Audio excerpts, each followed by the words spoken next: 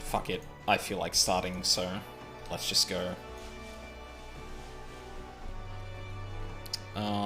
Oh, actually, you know what? No, we won't start quite just yet. I need to look at what my recruits have been up to. So I can start, getting more free company, grand company rankings. They are not here. Squadron has returned from deployment. Nice. They did it. No new enlistments.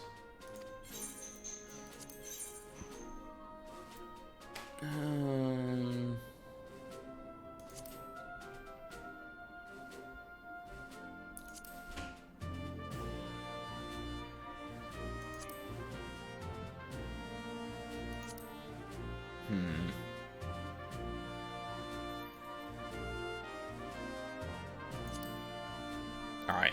Maybe we need to do some training then.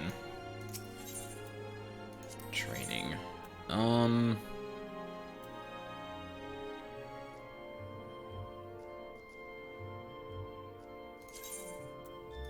Yeah. Physical, mental. There they go. I actually kind of dig that, like, they're all in this room and they kind of, like, do the thing you tell them to do, even if it's just they leave the area or whatever. Alright, I think we're good to go. I don't actually know where to go for the next Eden quest. Oh, actually, no, I do. We left off in Armorang, leaving, I assume, the woman in the, armor, in the care of, Reen and the other two, one of whom was named, whose name I forget, and that was in Maud Sook, if I remember correctly.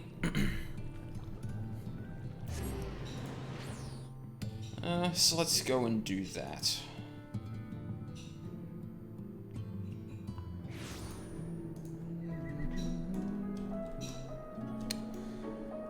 I'm assuming, yeah, you... Away with the fairy. Yalfort has arrived in Maud Sook, bearing pertinent information.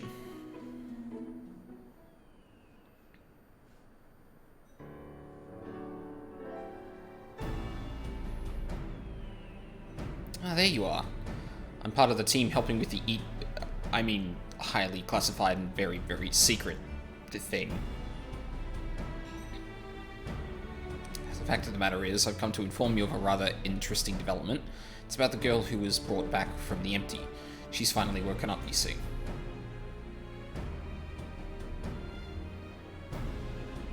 Yalfort, and Aldine too. We heard the news from Thancred. Is it true? Why yes, it most certainly is. Apparently her name is Gaia. She claims to be a free citizen of Yulmore, although she remembers nothing of the events leading up to her attack on Eden.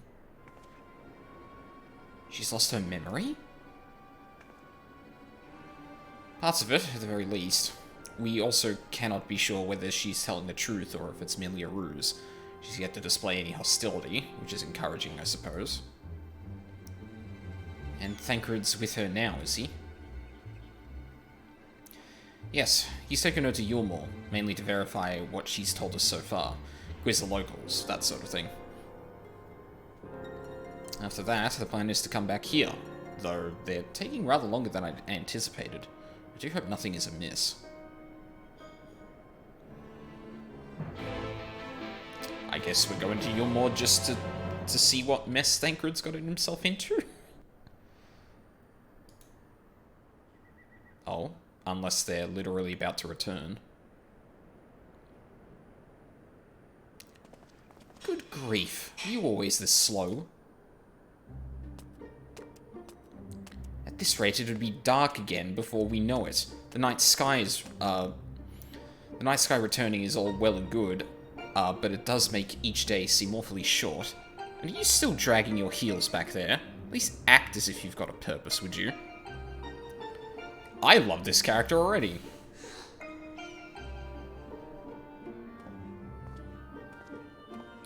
Now look here, I'm not one of your servants. Why don't you try carrying your own luggage for a change? Thancred, you're back. Assuming that's Gaia. You lot are a sight for sore eyes. Yes, even you, Oriange. Gaia and I have just finished shipping her personal effects from Yulmore. I'm glad we could finally meet. Properly, I mean. So, did you learn anything useful? Other than where she lives, not an awful lot. Her supposed neighbours barely knew the first thing about her. Hells, she barely knows the first thing about her. Her recollection of her life in Yulmore is patchy at best. But she seems convinced that she'll regain her memory if she accompanies us, and so she invited herself to join our merry band. And for her first act, she ordered me to carry her luggage.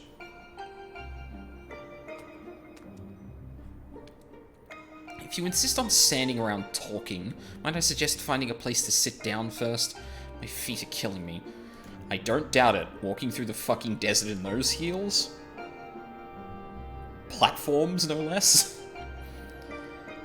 Then perhaps you should have chosen more sensible footwear. Still, it's not such a bad idea. Shall we?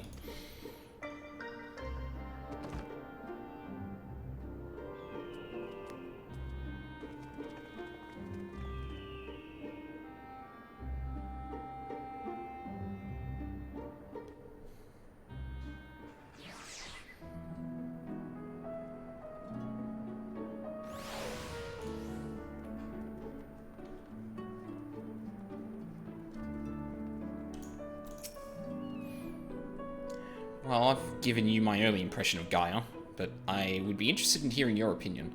Go on and talk to her, see what you make of her situation. Amnesia. 'Tis troubling, though not entirely unexpected. I've got so many things I want to ask, but I probably shouldn't bombard her with questions.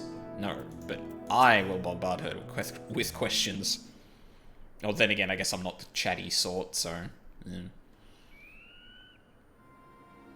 So you don't remember anything at all? Not attacking us? Not falling unconscious?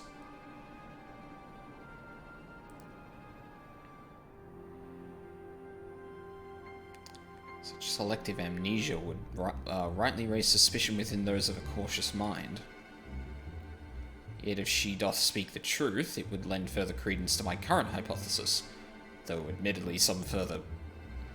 Not now, Oriange, she's only just woken up. Don't want to bore her back to sleep. I want to hear what his Okay. In any case, I prefer to follow my instincts, and they're telling me that Gaia means us no harm. After much deliberation, I thought it only right to let her know about our work in the empty, as a sign of goodwill. After all, trust works both ways. Though I would ask you, Aldine, not to let your guard down just yet. Are you really saying that in front of her, Thancred? So you're the one I'm supposed to have fought. Come to think of it, I recognize you from somewhere. Maybe I just have one of those faces, so you should, considering you tried to kill me. I wonder if you actually know who I am. Or perhaps you just didn't make much of an impression. But to be honest, I do feel that since meeting you, those hazy memories are becoming slightly clearer. It's like remembering fragments of a dream, only to realize those things actually happened. It's as though my whole life has been leading to this. Thou speakest as though, thou didst expect these events. I guess you could say that. It's what the fairy tells me. Excuse me? I can't see it, but it's as though there's someone else inside me. I can hear its voice in my head. It whispers to me and lets me use its power. Magic, I suppose you could call it. Not that I know much about that sort of thing. You sound like you're having a similar thing to what Minfilia had. And this power alloweth thee to tear open the fabric betwixt realities, that thou mayst call forth the aether-starved denizens of what remaineth of the 13th? What? What? Was that supposed to mean something, or are you just spouting random words at me? Oh boy. Honestly, I don't know how you all put up with this. I've only just met him and his insufferable prattle is already giving me a headache. Gods, I can't believe I'm having this conversation. To think that I was flying around in a suit of armor waving a sword. That doesn't sound like me at all. Someone else inside you. Like Minfilia was inside me.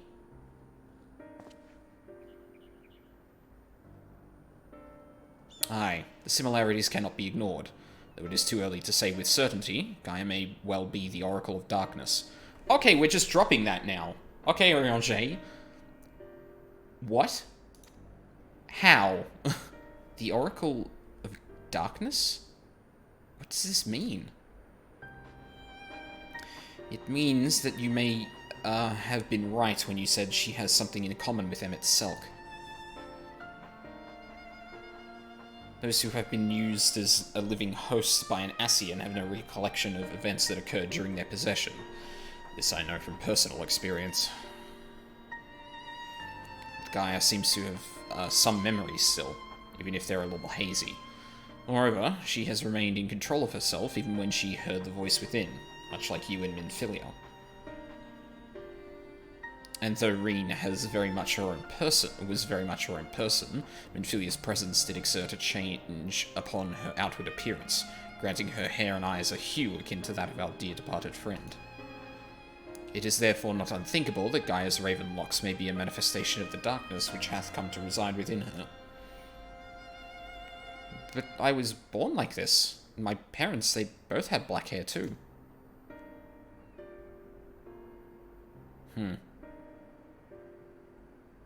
I guess there's actually no way of telling if that is the case. Or, at least I think they did. It's been so long since I saw them, I can't remember too well. But enough about me. You're Minfilia, aren't you? The Oracle of Light, who they were hosting in Yulmore? That's right, though imprisoning is a better word.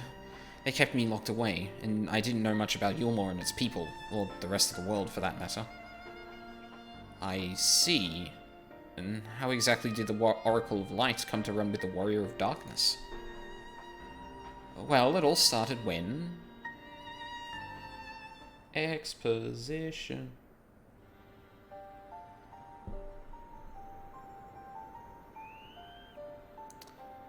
Yes, I still remember the day everyone went raving mad about raving mad and Lord Vorthree fled. Everything after that is a blur, though. From what Guy has told me, she wasn't part of the mob that attacked us. But how was she able to resist Vorthree's control? Mayhap 'twas the intervention of this fairy of whom she speaketh. As curious as that may be, we still don't know why she appeared out of nowhere as soon as Eden took flight.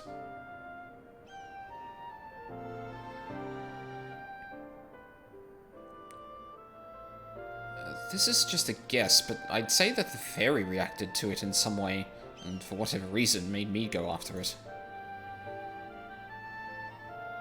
Yes, that seems like the only explanation. I don't know about you lot, but I've had enough nattering. I'm going back to Eden. What? But why? The fairy wanted something from Eden, and knowing what that is will bring me a step closer to discovering exactly what has been living in my head all these years. Besides, my memories aren't going to restore themselves, and certainly not through idle chit-chat. So I'm going, and that's that. Gaia, wait! Insufferable. Utterly insufferable. Yet we can't well leave her to her own devices. Come on. I mean... she's right, though. Like...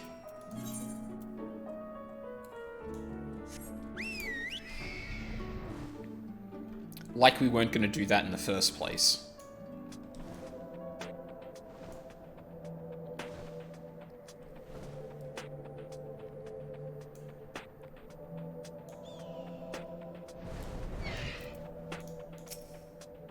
Huh? What are you doing, Reen?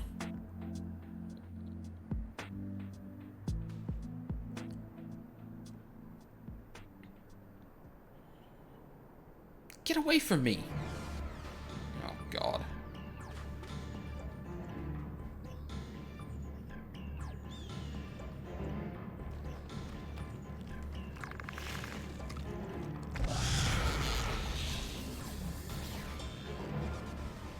Gaia!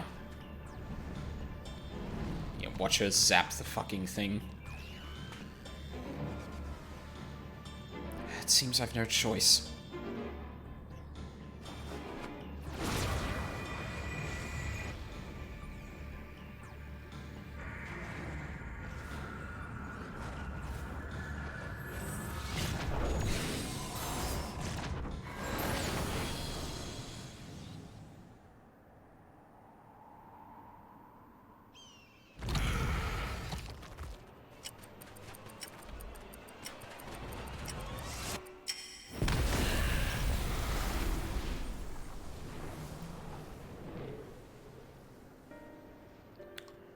So she was the one doing the time shenanigan mechanics.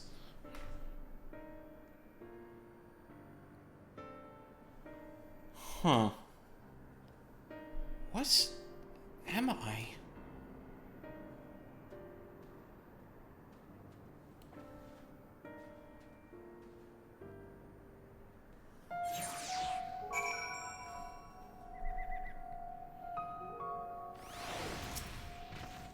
Oh, shit. I should start talking to people in, like, the immediate vicinity of scenes like this.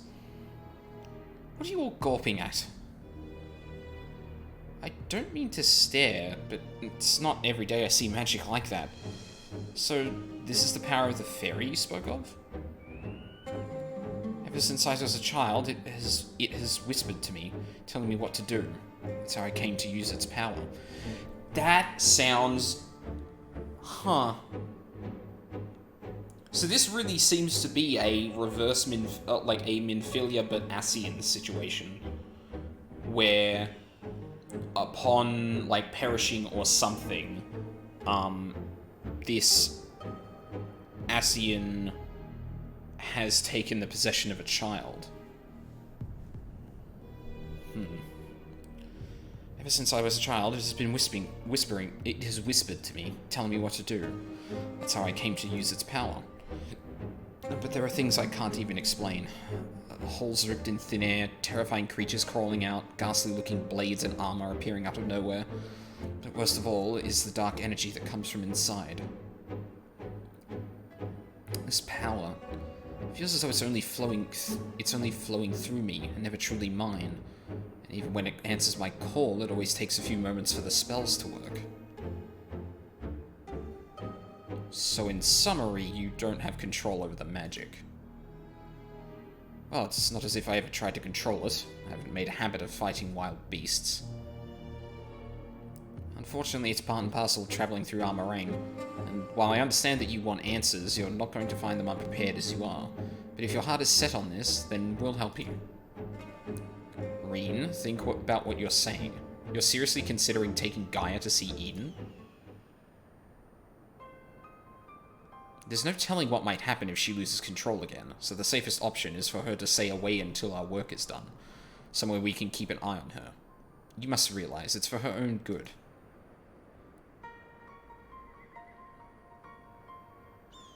I must concur with Thancred's assessment.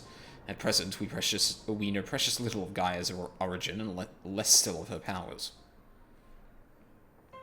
If she is indeed the Oracle of Darkness, her presence may complicate a task already fraught with peril, placing our mission and her own well-being in jeopardy. In full knowledge of the risks, dost thou still wish to pursue this course?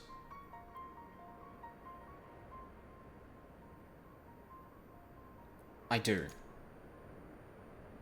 It wasn't so long ago that I was living in isolation, being held against my will. Maybe the people keeping an eye on me thought that was for my own good too. But if we shut Gaia away for our own convenience, we're no better than 4-3 and Ranjit. I've learned that when someone is in need, we must reach out a helping hand, not push them away. Now it's my turn, to do for Gaia what you've all done for me. Even knowing the danger that lies ahead, I won't choose the easy way out. This is the path I've chosen. Is that good enough for you?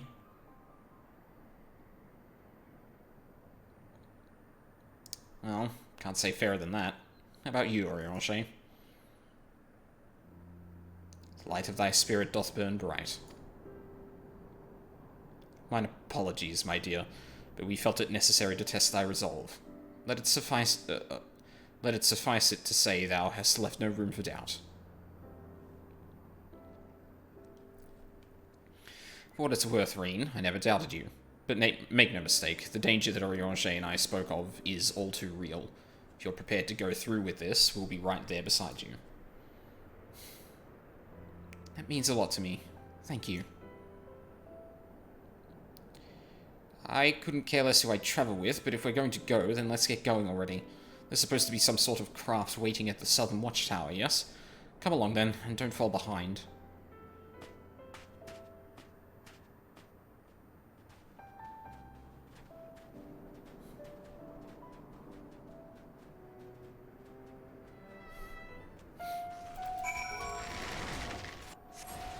Oh, Jesus. That was like right in my ear, and I was like, ooh, what the hell is that? But it was just arrow sounds? I don't know why, like, I flinched a little bit inside when I heard that, and I don't know why. Do I still have... Oh, yeah, hang on a sec.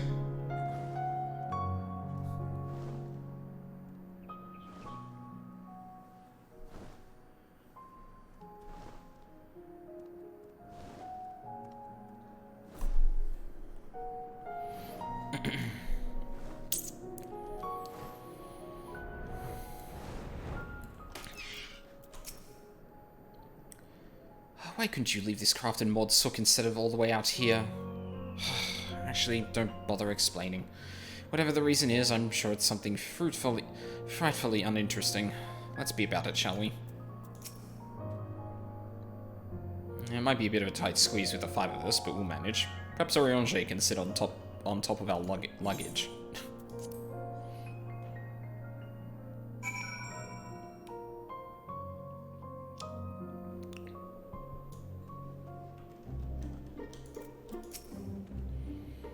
As usual, we should keep our sojourn here as brief as possible. Let's tend to business quickly.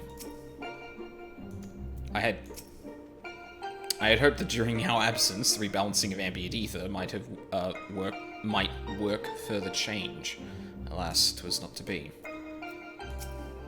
No, not... Shut up, Thancred. Sorry, I love you, but no. Everything seems fine here as far as I can tell. As for Gaia, she hasn't started attacking anything yet, so I'll take that as a good sign. Absolute bare minimum achieved. So there it is.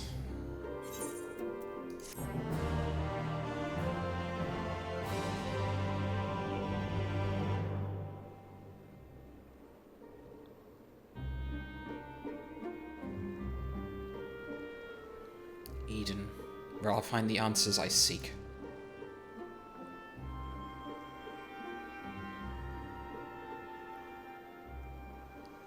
Bringer of the Flood, the first Sin Eater. Would it lead me to my past or my future? What awaited me on the path ahead I couldn't say, but I had no choice but to take the first step. Am I hearing that?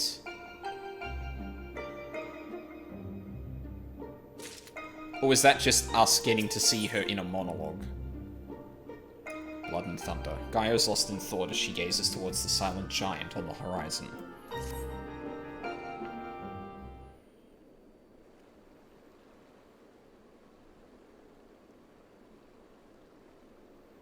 Oh shit, I wonder if we're gonna face Ramu. Well, it's either that or Garuda, but... I know what it's like. It was the same for me. But I was lucky because Thancred freed me from Yulmore, and I had a chance to see the world. More importantly, though, I met all kinds of people, and they taught me not to live in another's shadow, but to be myself. Maybe one day you'll have that chance too. Said your piece, have you?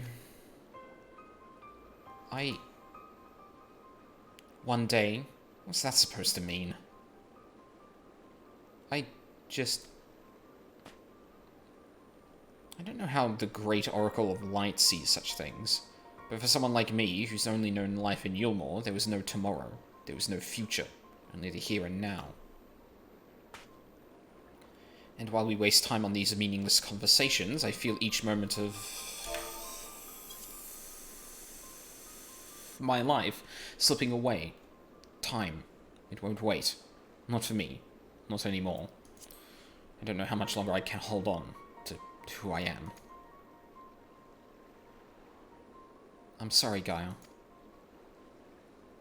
Gaia. It's probably not even my real name. It isn't? When Thancred asked me my name, I couldn't remember.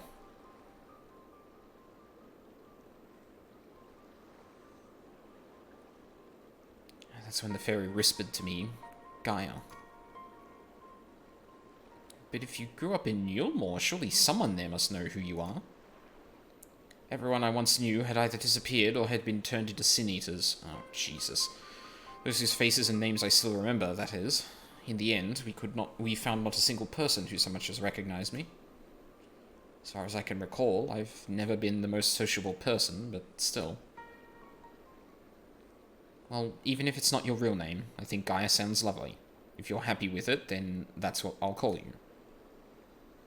And if you're willing, instead of the Oracle of Light, please call me Reen. It's not the name I was born with, that's long forgotten now, but the one the people whom I consider family gave to me. Is that so? Hi. Well, as much as I'd love to keep up this chatting, there's something that's bothering me. I thought the fairy would have reacted to Eden in some way, but so far, nothing whatsoever. From what I gather, it wasn't until Eden started moving that I appeared out of the blue. Right. Perhaps if you were to actually try flying it somewhere, the fairy might break its silence.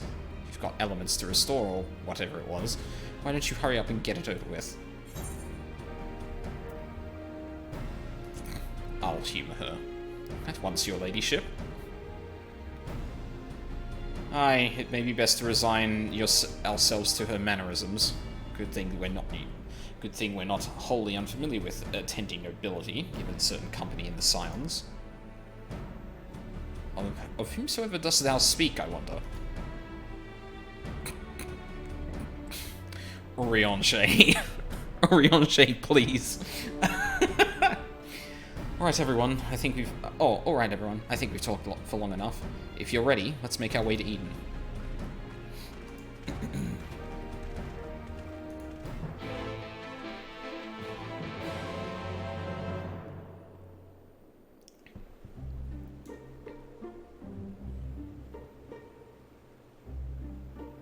Wait a minute. Are those footprints from the cutscene we just saw of everyone walking to the shard?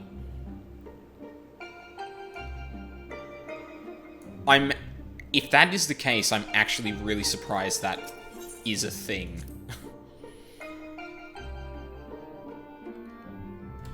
But I guess if you just have the cutscene in the place and then you move the characters around, then yeah, no shit, you're gonna see that.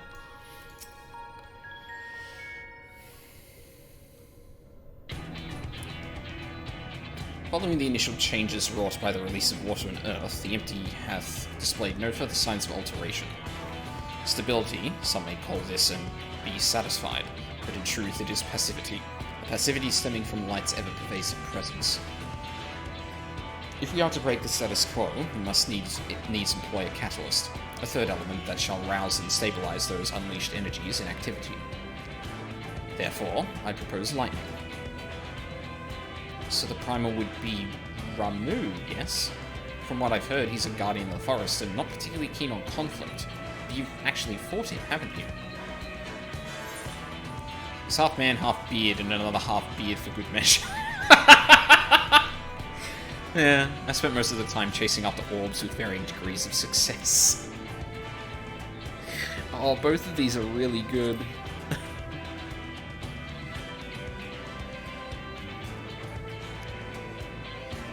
I wonder if the sylphs had anything to do with that.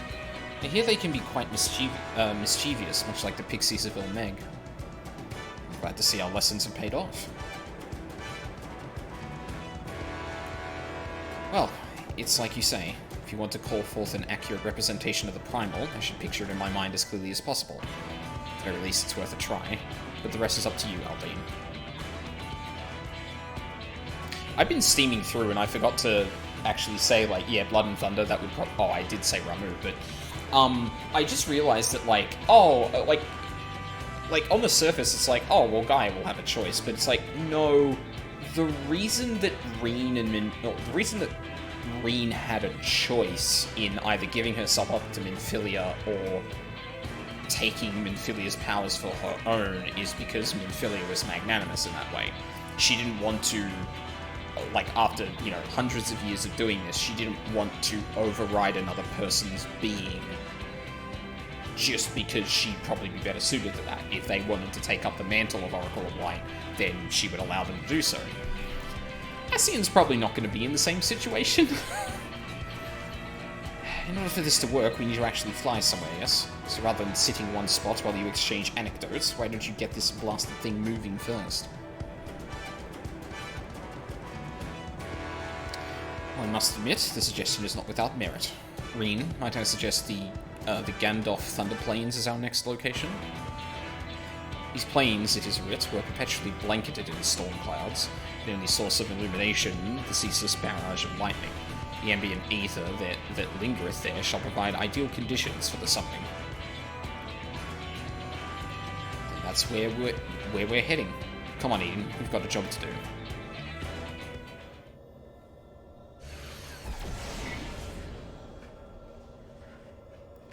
This should be as good a spot as any.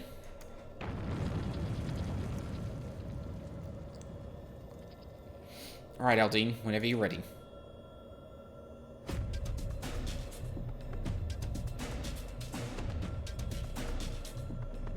Memories of Ramu flash through your mind.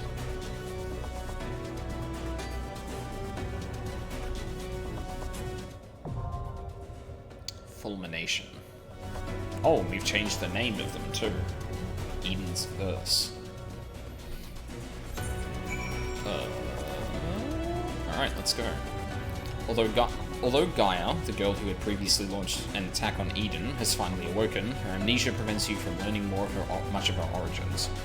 For the time being, the best course of action appears to be continuing with efforts to restore balance to the ambient ether of the empty.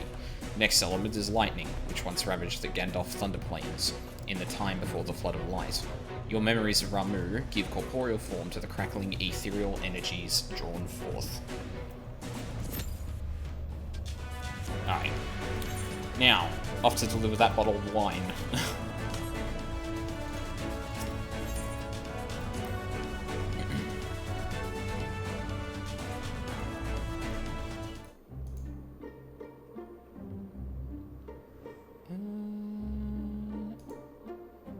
Oh, no, good. I didn't forget to do that. Cool. This is going to be a 99 either way I go, so I might as well just teleport from here. I've been getting a decent amount of money from just doing dailies and stuff, so 999 fee is not really that big. Granted, like, cutting costs where I can is obviously a good thing, but when it's kind of unavoidable that I'm going to end up incurring, like, a big cost like that, nah.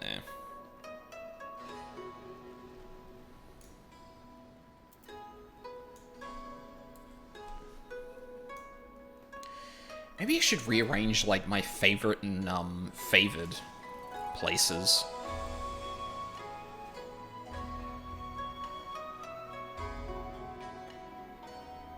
Like, maybe put a favored in Doma somewhere, just so it's a little bit less expensive for me to portal around.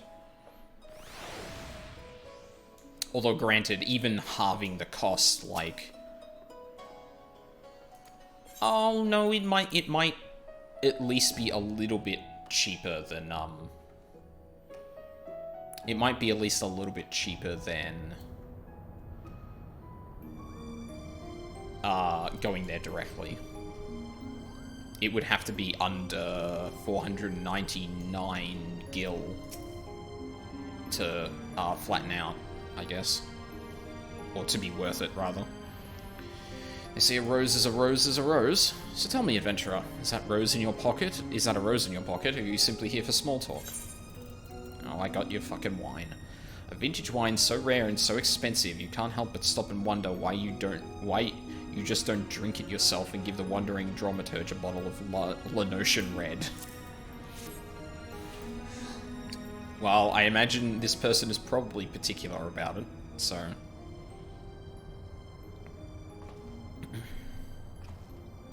A bottle of vintage Sud Vianja.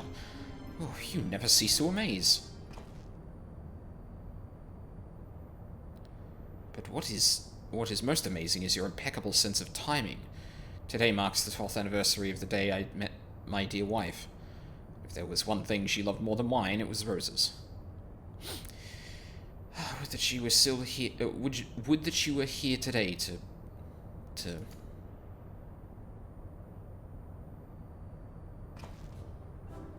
But I jest. My wife is very much alive. In fact. Why would you do that? She's been here with us all along. Darling, would you care to join us?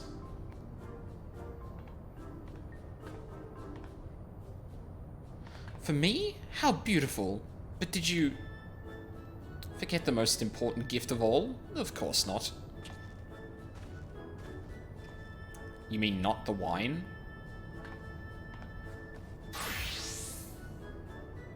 What was that? Huh? Wait.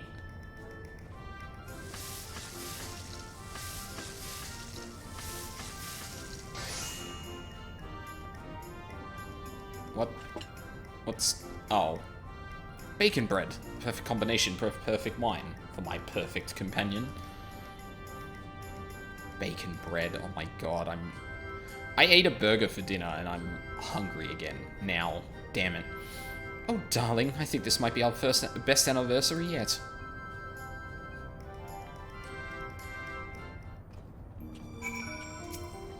Okay, that played out better than I imagined. Suppose I have you to thank, adventurer. That was the bacon bread that sealed the... Ah, yes. Is that Principal Genomus I hear calling?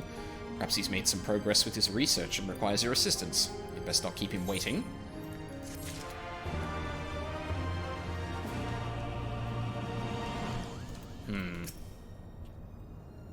I wonder if that whole quest is some, plot to get me back in contact with, that guy from Dalmasca. I hope these past few turns of the sun have proved as productive for you as they have for us. We have much to share. Genomus and his son have completed their investigation to Ridorana.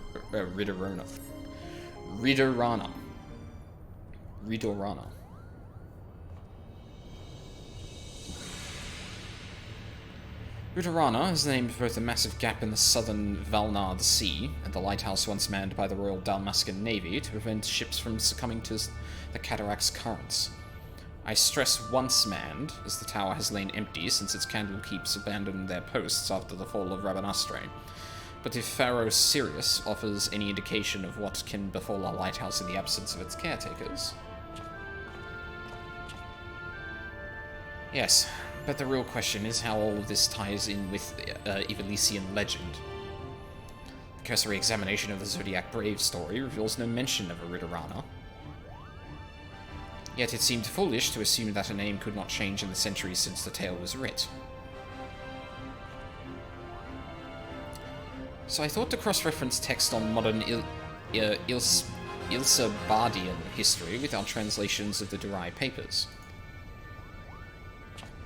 And after an exhaustive re-examination of my ancestors' notes, I discovered there was not a single entry on Ridorana. And while mention of the Valnard Sea was abundant, I found no reference whatsoever to any cataract or lighthouse within its waters. Huh.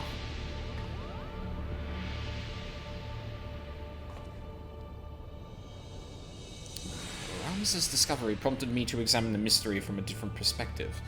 What if there were no mystery at all? What if at the time of Delita's rise, the chasm did not yet exist? There is more, but only a visit to the lighthouse will enable us to confirm our theories with any certainty. Oh boy.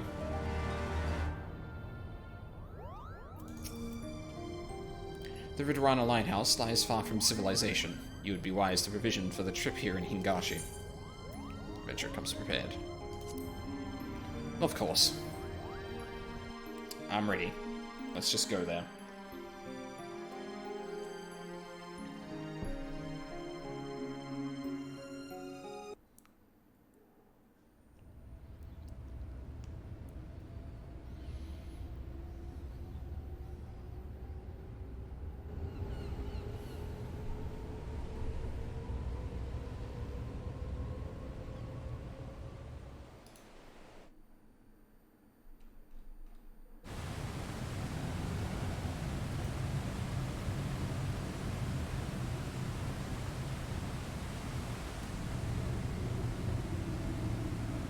Whoa.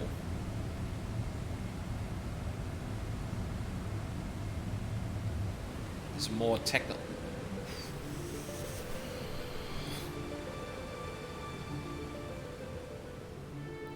Good lord.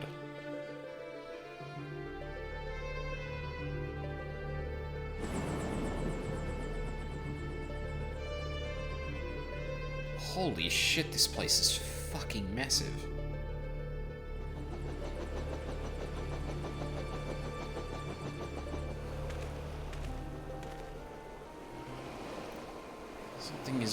Something is very wrong here.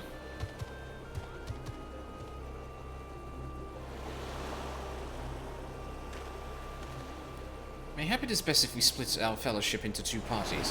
One to delve into the tower's depths, and one to observe from afar. As acting expedition sub-leader, I appoint you captain of the first. You may use the spyglass to aid in your search for the missing lizard. They have a name, Ramsar. Fuck.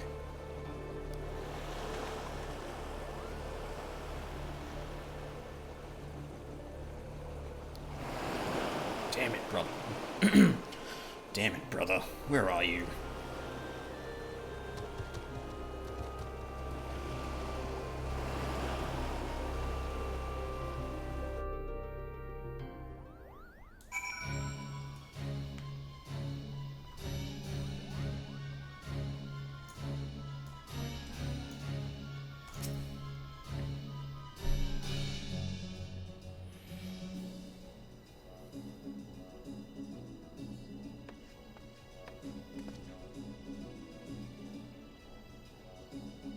This location appears to offer an adequate view. Climb up and scan the area for any sign of Barganen.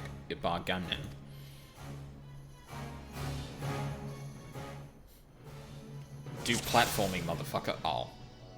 I thought we were gonna actually have to do platforming. That would have been really funny. Okay, so I've got... Sure, alright. Well, let's look at the door. Nothing over there, nothing on the platform over there. Somewhere on the island. Oh, there he is.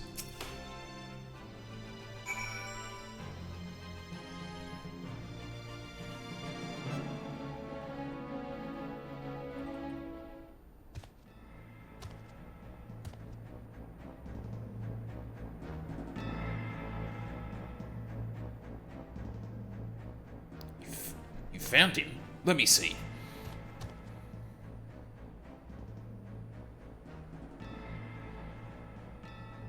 He looks wounded.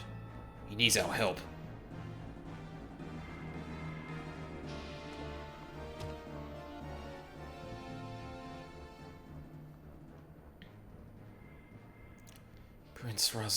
Prince Razla, Princess Ashelia, I know you cannot forgive me. Nor should you.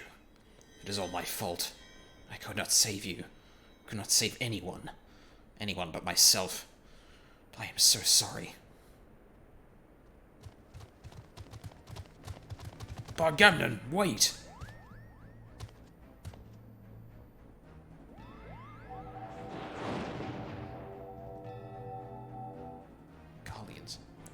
Traitors! Have you no pride? You treat with the very men who laid waste to our homeland. You're mistaken, brother. There are no Imperials here. We've come to help.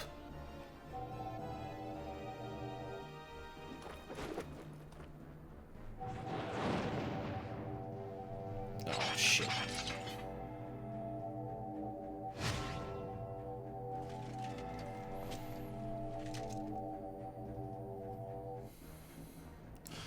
I know what I see. My own kin sided with the enemy. How dare you stay my audience with the princess? The Duma?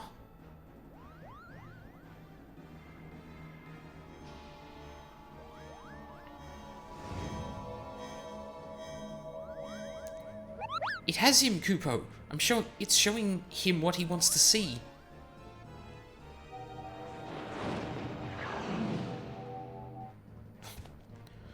Witch! Murderess!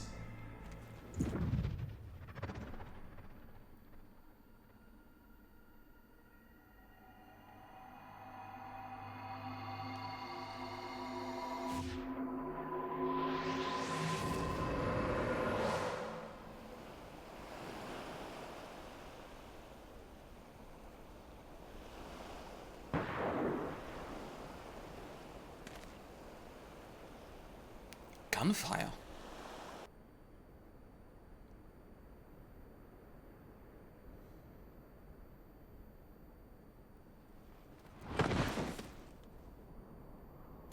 Bargamnon!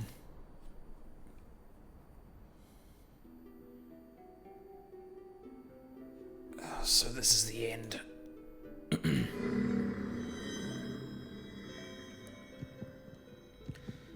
Recite the words, satisfy the covenant, relinquish thy soul unto me, and be granted that which thou desirest most in all the world. Sword in hand, a warrior clutches stone to breast. Look at me, brother! Look at me!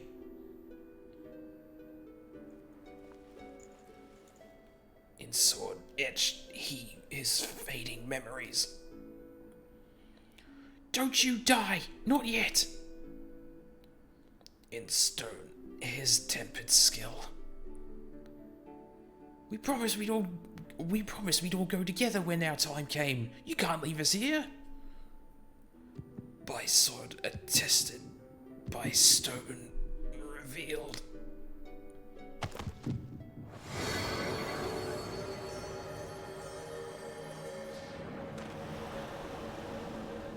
That light. Where have I seen it before? Oh no.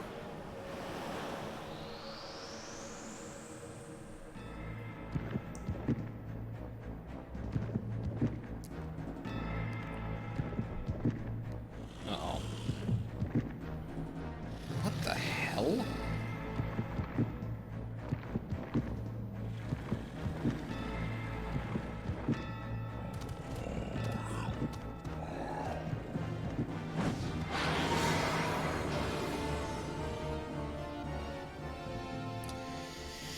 Well, shit.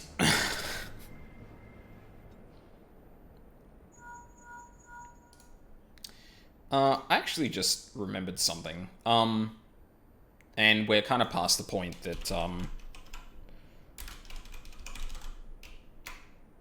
we're kind of past the point that this was, a problem, really. But, so, as some people might know, I was having some problems with some people who, decided to try and follow me to spoil me on shit. I then realized that some of the things they were saying not only have happened in the past, but are just wrong. So I'm just not going to believe any of them.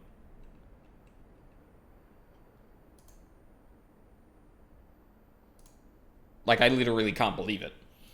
One of them said something along the lines of, or I'm not going to repeat them actually, just to make sure, but like, yeah, no, they were incorrect. Like, they were trying to, and I guess that's kind of the thing, is like, oh, okay, you're going to follow me and throw in some bad ones here and there to kind of actually spoil me for shit, but if I read that there's a Final Fantasy name in it, I'm just not going to comprehend the whole thing, and I'm not going to say the words. So, yeah. Whatever you're doing, you need to leave the lighthouse right away. Right away, do you hear? Why?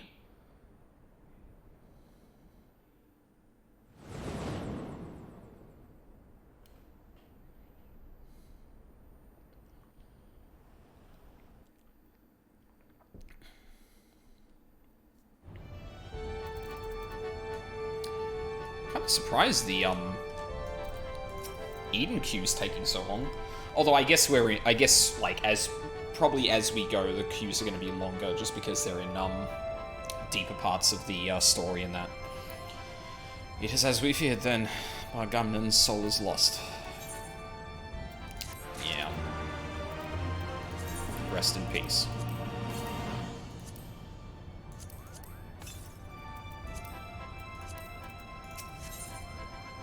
Annihilation. A solid plan of action must be devised before facing the Bangar transformed. Much as I wish it were otherwise, I fear Bergamnan is beyond saving. Yes, we cannot suffer what is left of him to become a distraction. Okay, so you get 23 of your friends, walk into the lighthouse, and kill him. Sounds good. Father, is now not the time to abandon this quest? We are meddling with forces beyond...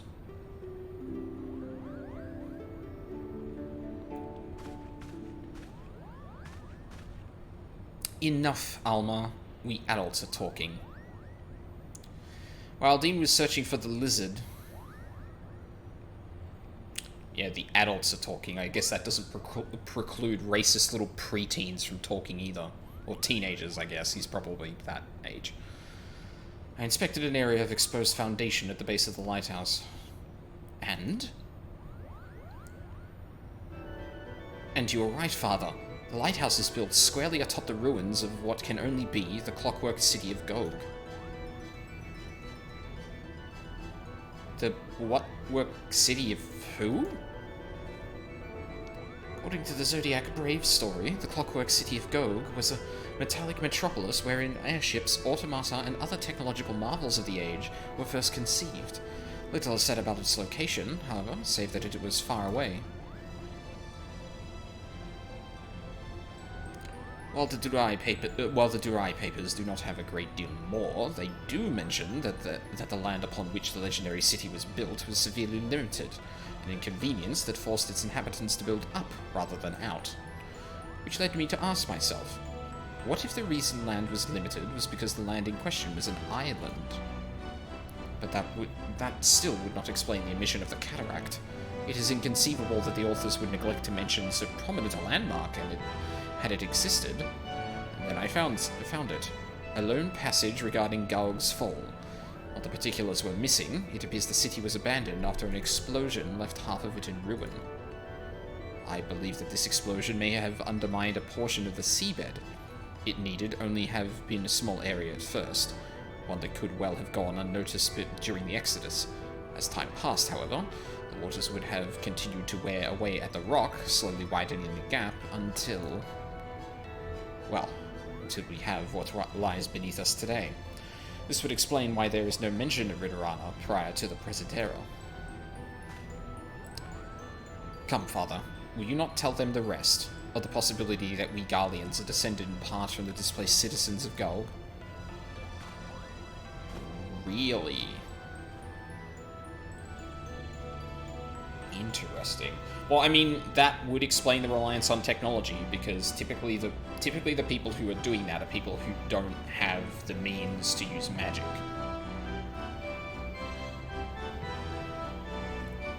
It would also, well, I mean, we know that Emmett Selk was involved in the Garleans really expanding Machina. Actually, maybe that doesn't make as much sense as I thought. It would explain how the Empire was able to forge its armies of iron even before the discovery and application of Allagan technology. Oh, right. I have the hindsight of Shadowbringers. That's not a thing that we know in Stormblood. But yeah, that theory's, like, not entirely sound based on that. And it may also explain why the legend of Ivalice has resonated with our people for centuries, despite the fact that the Lost Kingdom was, as far as we can tell, in a quite a different corner of the world. An interesting if somewhat ambiguous theory, but to return to your original claim, it is your belief that the Ridorana Lighthouse stands atop what is left of...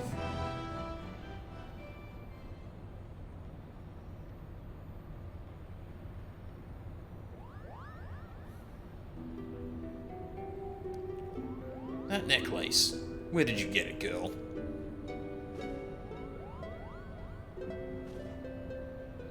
This? It was my mother's. Your mother's? It was my late wife's most cherished possession. Why do you ask? Bargamnon had a talisman he would wear beneath his jerkin. He refused to take it off, even when bathing. He said it was special. I only saw it a few times, but it looked exactly like the one your daughter wears.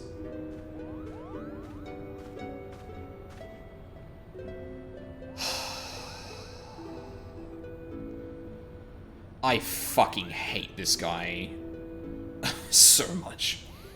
And what are you implying, lizard? That my sister stole it? Or my late mother? Neither. I spoke of their similarity, that is all.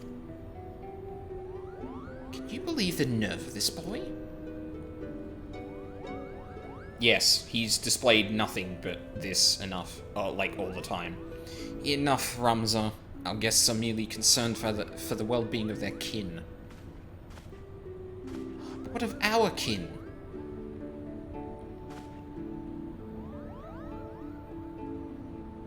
What of them, Ramza? Do you imagine our kin to be better than theirs in some way? Or anyone else's, for that matter? I apologize, Father.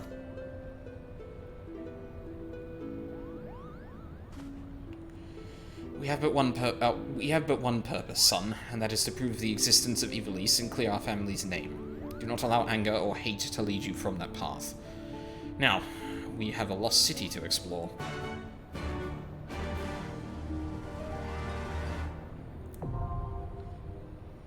Ridorana Lighthouse.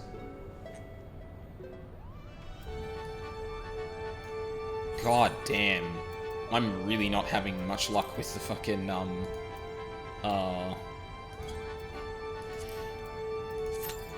with Eden today, am I? I need to go and find something else to do. Shit. The way that the last, patch of raids went, I thought this was honestly gonna be just kind of go, go, go, but apparently not. God, what the hell do I want to do? Could do Hildebrand.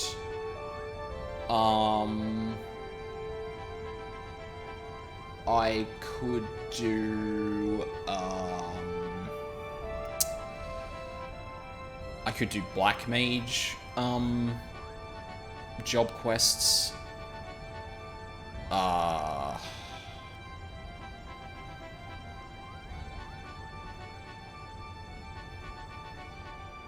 Actually, I don't know.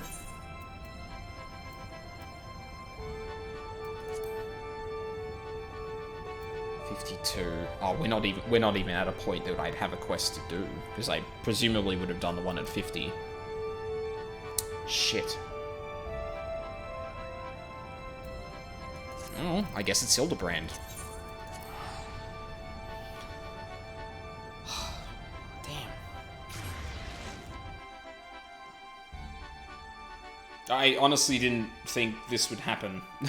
Like, getting into the Eden raids was, like, so much quicker. But then again, I suppose the thing I pointed out earlier was that,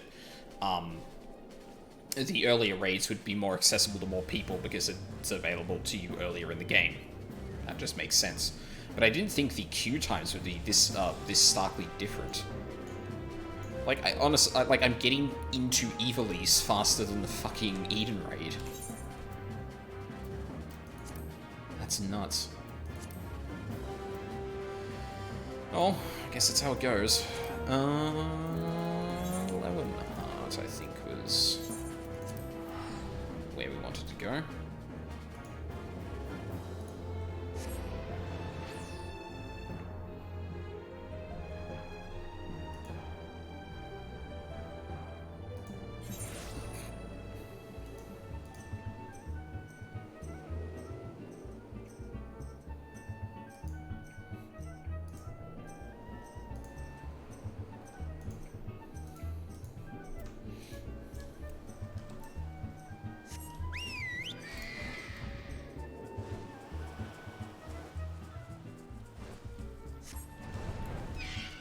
Okay, I have absolutely no recollection of what's going on in Hildebrand at the moment, but fuck it.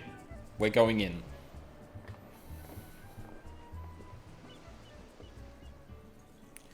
What was that terrible explosion coming from the beach? Is everyone safe? Fear not, the fiend's artless attempt on my life has been thwarted. Sadly, your food supply did not escape unscathed. Master Gugu Remu bids that the damaged ingredients be replaced with all speed. Good gods! This is no thief, this is a madman. As for replacing the ingredients, I fear that will prove a difficult task. Those crates contain imported vegetables of considerable rarity, you see. Vegetables that are in particularly short supply these days, what with the mandragoras at large. Even if I were to place the order immediately, it would likely take days to arrive. The Mandragoras. I have heard of that fell band. Tell me, what manner of vegetables did they steal? Oh, the rarest was an import from the Far East. I don't recall the name, but it very closely resembled the Eorzean dragon pepper, save for its colour, which was a deep purple. Methinks you dost worry too much, Master Lewenheart. Our course of action is clear. We need only storm into the den of these overgrown weeds and steal your precious purple dragon peppers right back. I would advise against that, Inspector. These are no ordinary mandragoras, but rather a bloodthirsty band of killers with given succulent flesh. Even the brass blades of Gerbera proved unable to resist them. Oh, a formidable foe indeed. Were only there a brave soul in our midst with a want for taking on fearsome enemies, with not a shred of concern for his own well-being. Your eyes, friend, they speak to me. They say, yes, I shall vanquish these rogue vegetables and deliver the purloined goods back to their rightful owner. You truly are a godsend, adventurer. Wait a minute, he just signed me up for this. I didn't say shit about doing this. One Sundermill of the Yellow Jackets has been charged with defending the roads from the Mandragoras. If anyone would have knowledge of their current whereabouts, it would be him. Without those ingredients, Master Gugu Remu is likely to, like to cook me instead. Please, friend, you're my only hope. A gentleman would never let his comrade face danger alone. Let us away to Limsa together.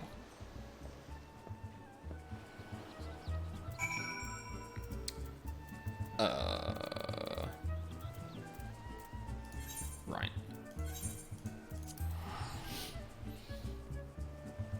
I get the feeling that I'm going to be coming up against a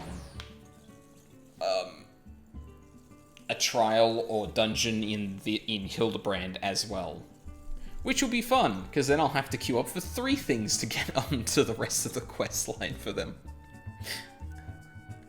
Be like, oh fine, okay, I guess I'll just level Black Mage for a bit.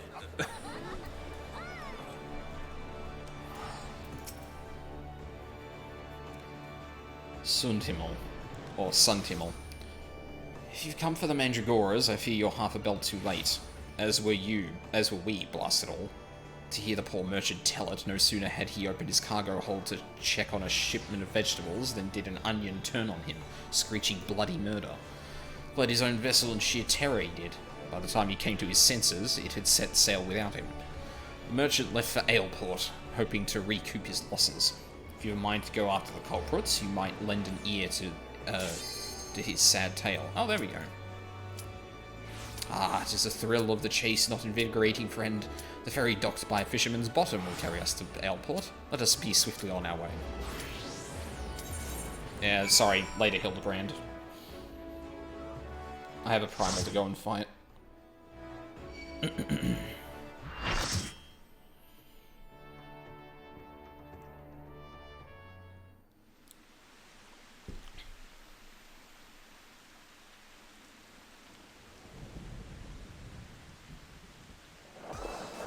There's no turning back.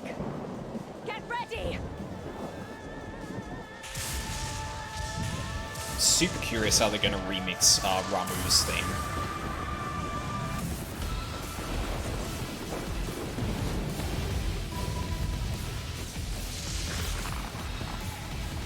Yo.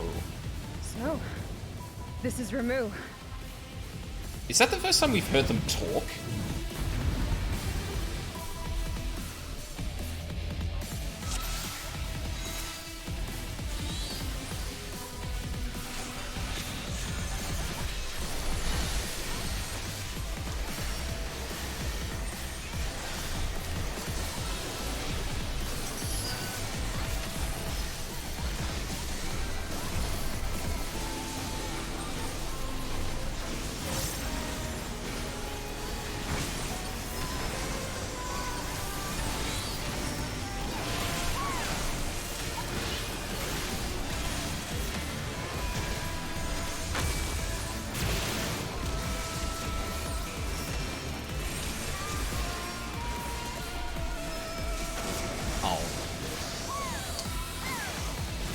Well.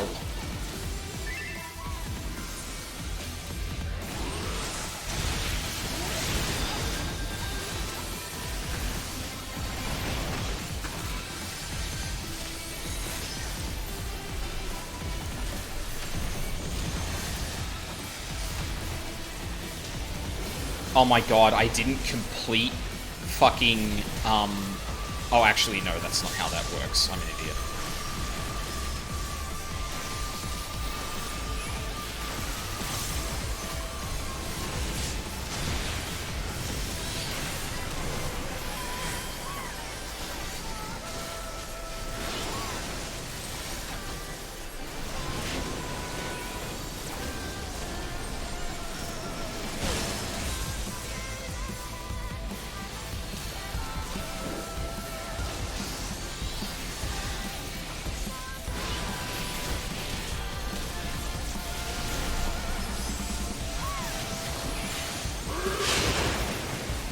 Oh my... Oh boy.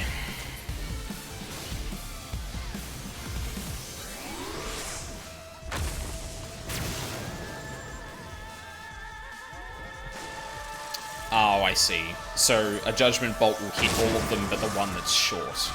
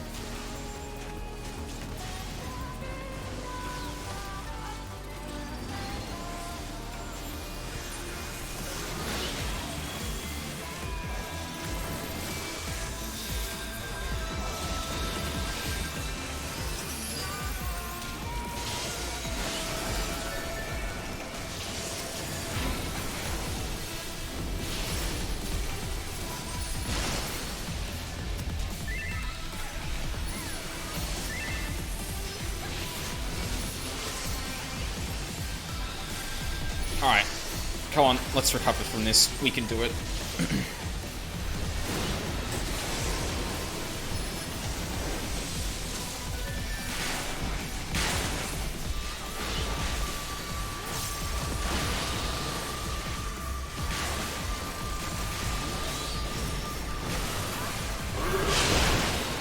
Oh my fucking god.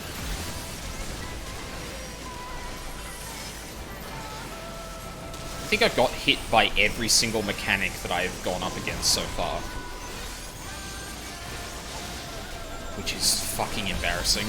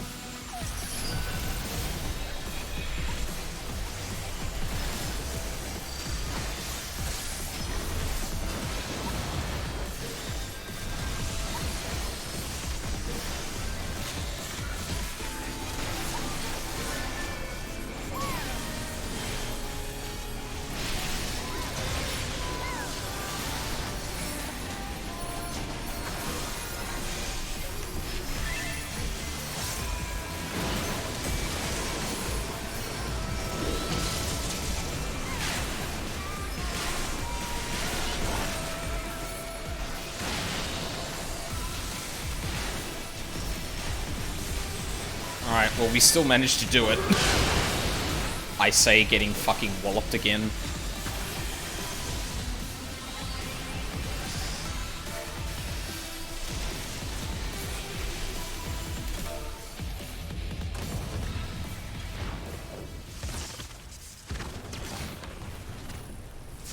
Taken by measure, River Light.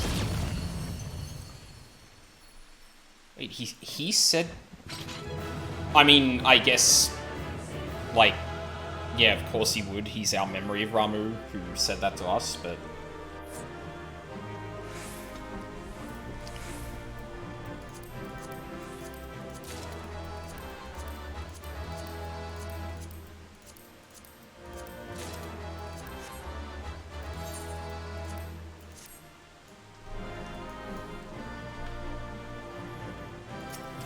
I am super glad I bound, Swiftcast and, Res to the same button, but with control, because that combo is so easy to hit now. I'm actually kind of sour I didn't get any recommendations for that, but I guess I was also getting hit by everything, so... I thought I was prepared to expect anything, but I didn't expect Ramuh to turn out quite like that. Appearance aside, he was quite aggressive as well. The self-belief belief in him as a kindly guardian clearly makes a difference to his temperament. Anyway, I'm just glad it's over. Let's get back to camp and see if anything's changed.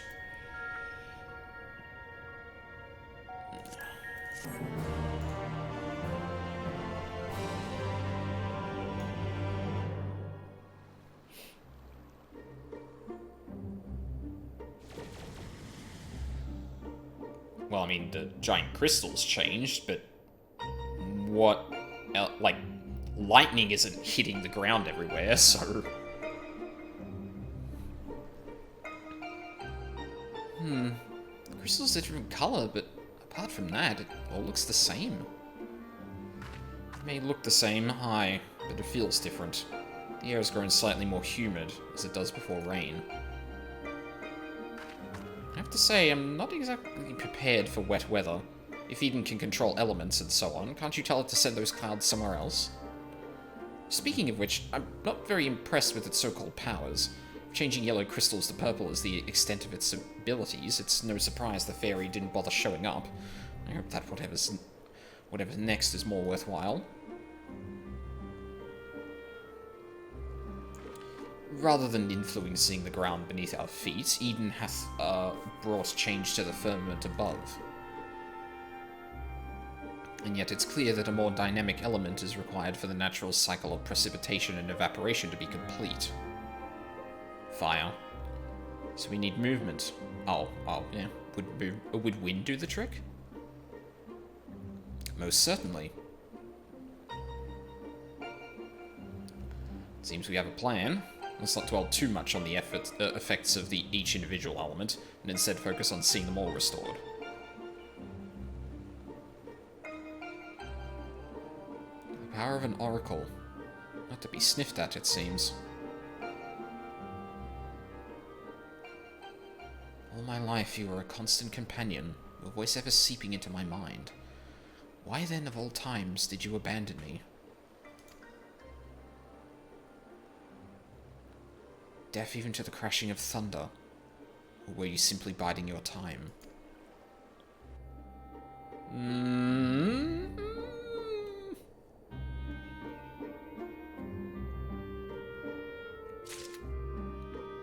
That would be my guess personally. Into the firestorm. Urianger's knitted brow almost certainly spells trouble, namely for you.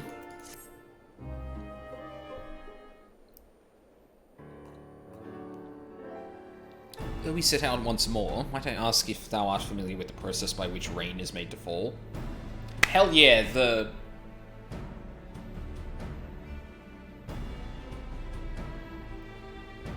Fuck, there's a word for this, there's a name for this cycle.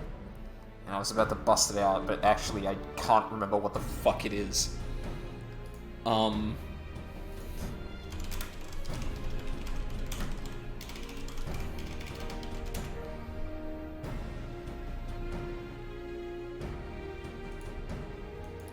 Isn't there like a...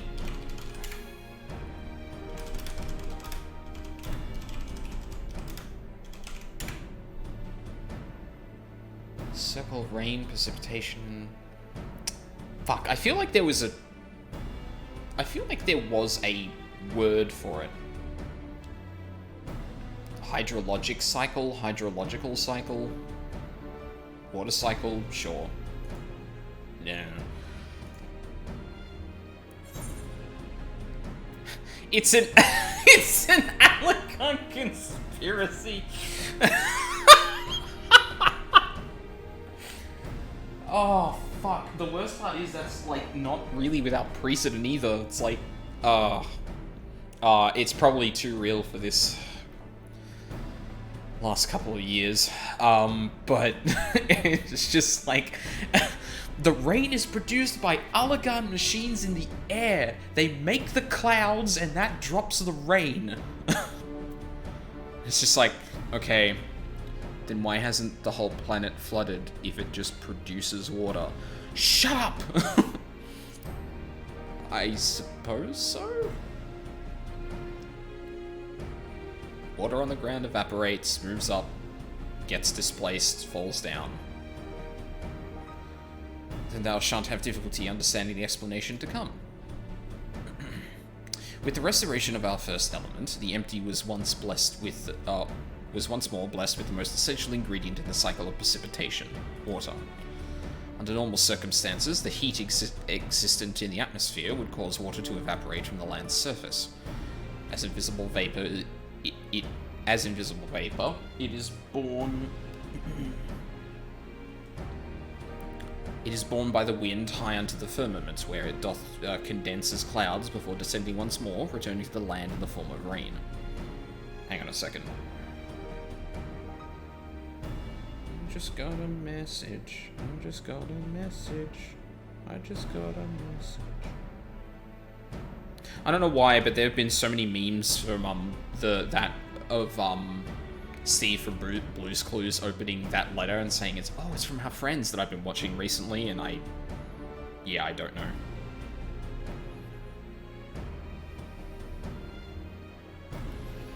I don't know why that's been a thing.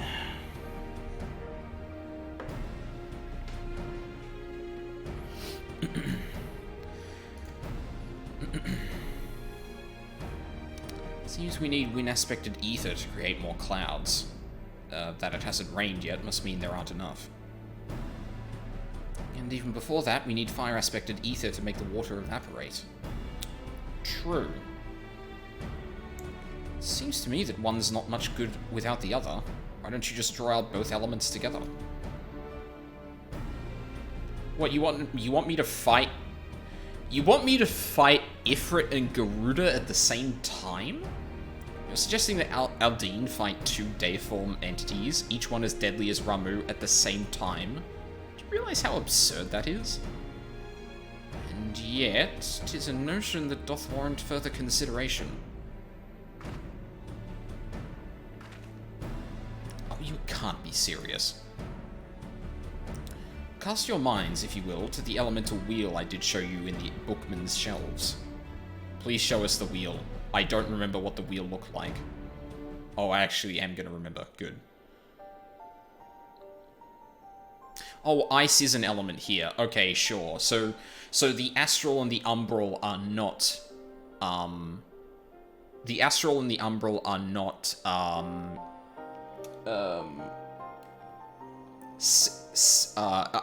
not part of this wheel, which I thought might have actually been the case. Wind giveth rise to lightning, whose spark doth produce flame. By restoring both wind and fire in tandem, we may maintain balance between these dynamic elemental forces. So what have we done? We've done water, earth... No, sorry.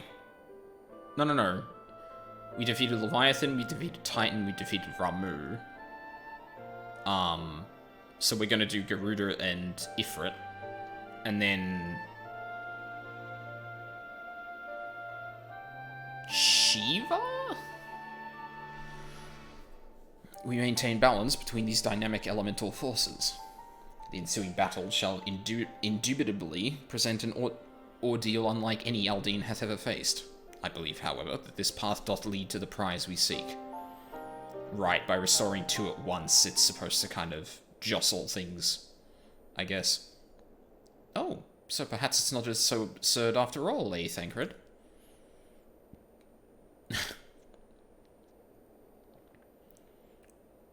I wouldn't dream of questioning Orionche's grasp of the science behind it. My concern is for the burden this would place not only on Aldine, but Reen as well. What do you make of the plan? If Orionche thinks it'll work, I'm willing to give it a try. I smash primal heads. Let me smash primal heads. As long as you know what you're letting yourselves in for. You're going to need all your strength, so see you've got plenty of rest. Gaia?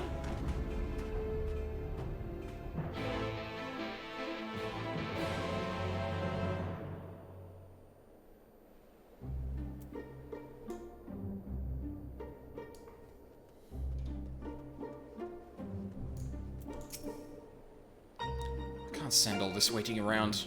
Having grown up in Yulmore, I'm used to only living for the moment. We never had any reason to concern ourselves with later, tomorrow, the future, and so on. Those things simply didn't matter.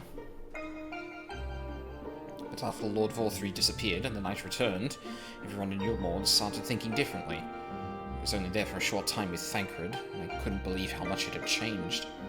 It was almost as though under Lord Vorthree's rule, time had stopped moving altogether. And when it ended, life went back to how it was supposed to have been. They realized they had their whole lives ahead of them, to make plans, to look forward to a new day. Feels like I'm the only one who can't move on, as if I'm stuck in the past. What's worse, I can barely remember any of it. Even so, I can't stand the way they act as if the past never happened, choosing to forget it all.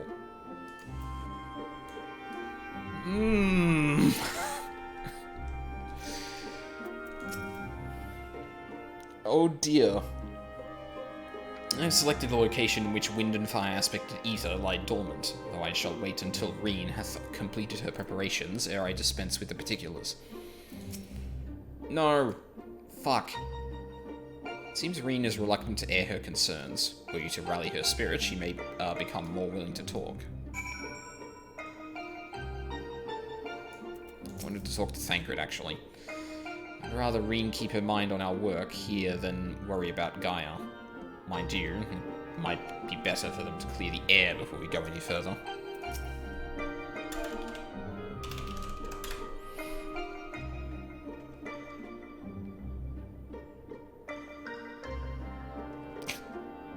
You are so fucking awkward, you giant dweeb. I love you.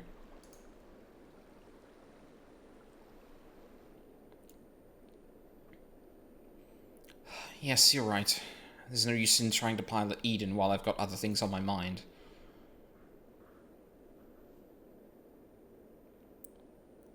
It's about Gaia, you see.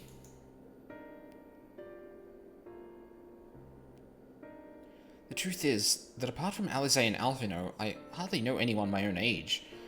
I thought that I should make an effort to be nice to Gaia, but, well, you've seen how she is around me. I understand that she's got her own problems to deal with, but I thought that maybe I could help her in some way. It's not my place to intrude, and I should probably just leave her be until we've finished restoring the elements. After all, that's more important, isn't it?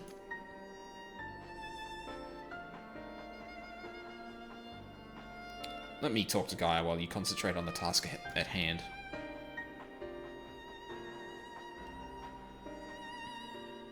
Is what I would have said once upon a time. It seems to me that you're the one best qualified to take care of this little problem.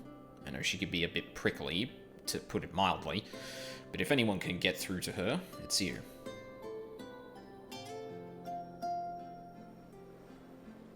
Although we've only known her for a short while, we're all she's got, and I think she realizes that. Just let her know she's not alone, and she'll come around eventually.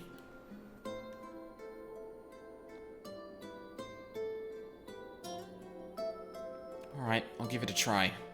Do you have any advice? Thancred certainly has the gift of the gab, he'll know what to say. Urianger can talk the hind legs off a behemoth, why not ask him? That's true for both of them. I wish I could kind of say something myself. That kind of sucks. Thancred is a lot more practical, and I think Urianger would have the better advice, but I feel like... But the thing is that, Gaia is very much live for the moment, and she's already pointed out that Urianger's, choice of language is a bit of a bore on her, so I'm gonna go with Thancred.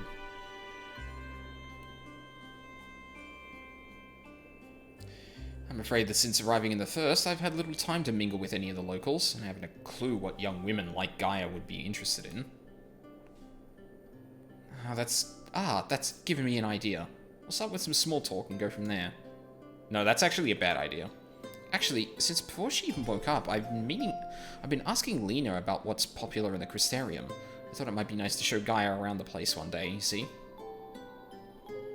So that's what you were doing. I suppose it makes for a nice change of pace from all that studying. And I must commend thee on thy choice of confidant. The captain's powers of observation maketh her a veritable font of wisdom concerning the behaviour of the Crystarium's citizenry.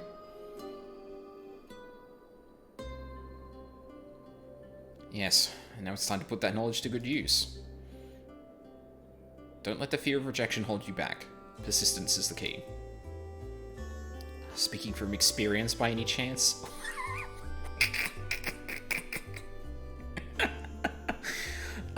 Read you like a book, buddy. Whatever do you mean? Lessons learned from days spent in pursuits of ladies fair, one might suggest. Gah, you couldn't help yourself, could you? It's alright, Thancred. Your secret's safe with me. Ahem. May I remind you that the reason we're here is to create a better future for everyone in the First, which includes you and Gaia. While it might not be on the same scale as bringing life back to the empty, if you're able to befriend her, that will be another way of contributing to a brighter tomorrow. So go on. She's waiting for you. Alright. Wish me luck. Reen is ready to approach the decidedly unapproachable Gaia. You had best observe the conversation from within earshot. Yes, in this vast, empty wasteland, I'm going to walk over to them about halfway between our two groups and just stand there. None the wiser. So long as Gaia doesn't turn around. Thancred may have taken on the role of Reen's surrogate father, but I have of late become something of a mentor to her, though largely in instilling what knowledge I can of the ethereal sciences. A more attentive student thou shalt seldom find. It's when Reen and I face our problems together that it truly feels like we're family. Or at least, what I imagine it would be like.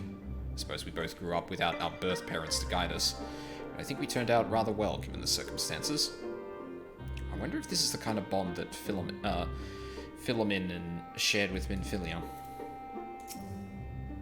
I'm gonna stand right here. I'm just gonna turn around and awkwardly stare at the only other two people in eyeshot.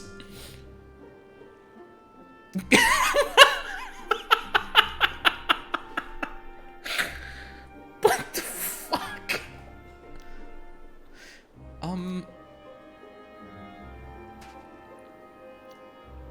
What do you want? Oh, nothing really. You can wait till later. For all we know, there might not even be a later. If you've got something to say, hurry up and spit it out. Is everything alright? Not feeling strange from being around Eden or anything. Hey Charles, how's it going? Is that what you came here to talk about? Oh hey, it's the GFs, yeah. Actually, I wanted to ask you, So, the cutscene immediately before this said, hey, you should probably be within earshot of this conversation, and it showed me a spotlight directly behind where I was standing, and apparently what I've decided to do to appear inconspicuous is stand right between Oriange and Thancred and just do squats. Because... I don't know, that's inconspicuous, right?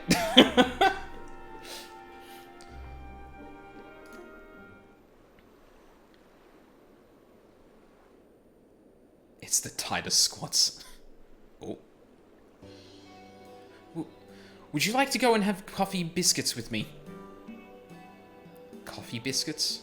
Did you mean coffee and biscuits? You motherfuckers are standing right behind Reen. You should not be reacting like that. What? Coffee biscuits. They serve them at the second serving in the Crystarium. Everyone's talking about them, so I thought that maybe once we've finished our work here, you and I could go there together. Let me get this straight. You came to talk to me about biscuits.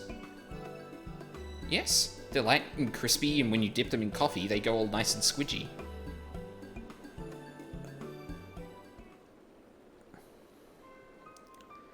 The only reason you're even interested in that in the first place is because everyone else is doing it. Can't you think for yourself? I do what I want when I want. After all, the world could end at any moment. That's not going to happen. Not if I've got anything to do with it. Listen, Gaia, I understand what you're going through. Believe me, I do. But you mustn't lose hope. A new day will come. Then another and another. Life's not so bad if you give it a chance, you see. You'll see. Shut up. You think you know me? Even I don't know who I am. Until I find the truth, I'll never be free. Then we'll find it together. I've seen enough pain, enough loss, and I don't want to see any more. And that includes you, Gaia. Why do you care so much about other people? What have they ever done for you? I'm sure you haven't forgotten how your Morans treated you, the precious Oracle of Light, like a bird in a cage. And yet, you act as if none of that ever happened. So forgiving, so selfless. You and your family brought back the night sky, and you finally had the chance to lead a normal life. But instead, you're flying around in a giant sin eater, trying to turn a barren wasteland into some sort of paradise. And for what? I may not remember much of my past, but I'm fairly certain I've never heard of anything so ridiculous. Out of morbid curiosity, I'll see it through to the end, but if you think that makes us friends, you are very much mistaken. Gaia.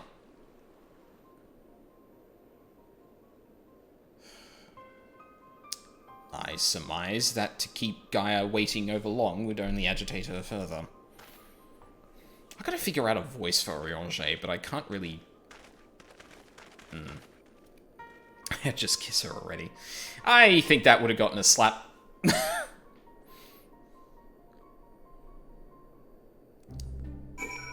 Just personally. Oh yeah, it is doing those footsteps because Oriange and... Yeah, and there's Reens. Damn. I guess that proves that the cutscenes are actually, like, rendered in this specific, particular space and not just, like, in a cutscene void. Or copy, I guess. Anyway, let's just go summon some more primals as if nothing happened. To defeat the Day 4 manifestation as both wind and fire shall require every last mote of thy strength. That thou hast triumphed over such beings in previous encounters should be at the forefront of thy mind as we commence the summoning.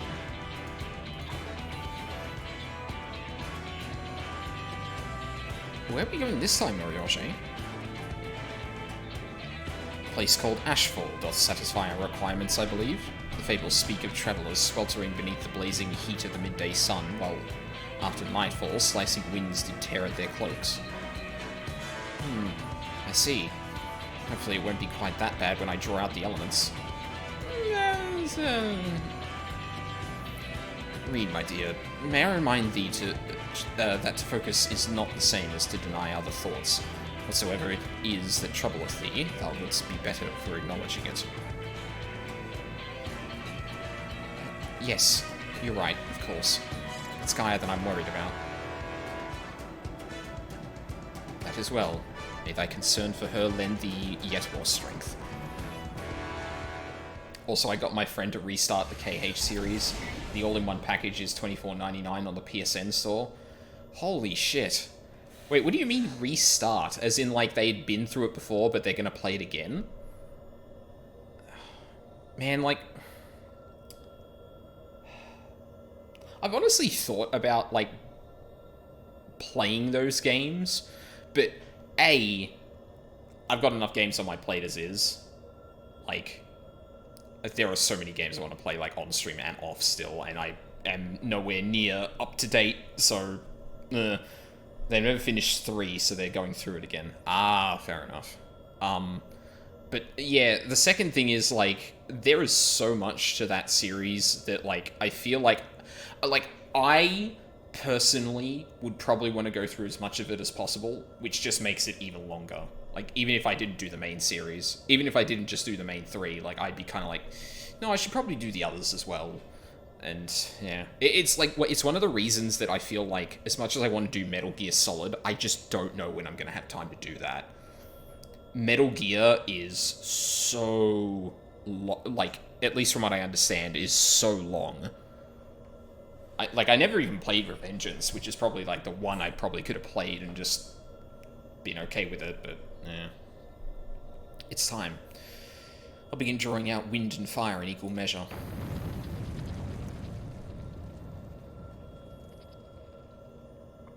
Aldine, we'll only get one chance at this, so let's make it count.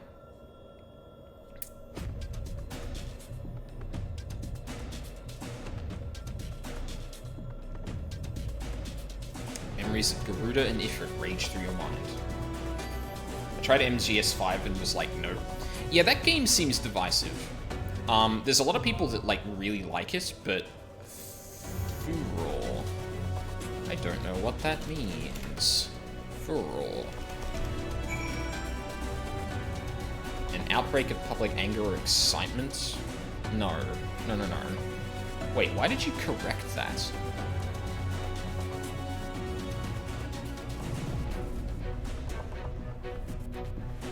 Oh my god. Meaning. An angry or maniacal fit. Well, I mean, that's Ifrit and Garuda in a nutshell. According to Urianger, the elements of fire and wind must be restored simultaneously to successfully complete the cycle of rainfall and evaporation. Unfortunately for you, this equates to facing the combined might of a pair of raging primals. Images of the ferocious Ifrit and the maniacal Garuda are made flesh, and you steel yourself for battle. Can't wait for this queue to be even longer.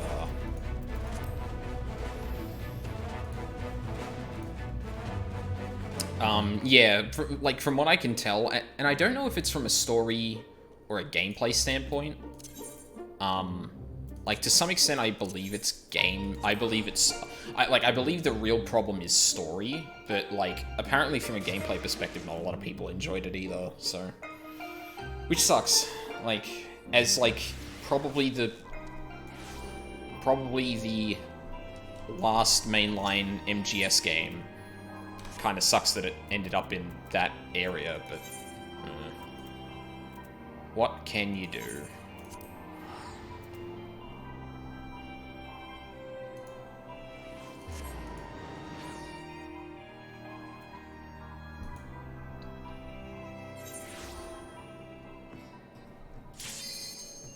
Oh, I guess we're taking a detour.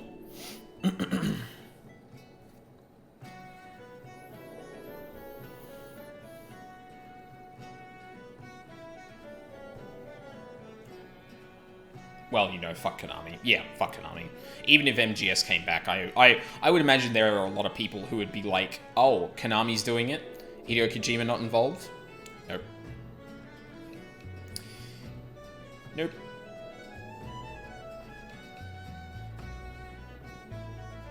Or at least I'd hope.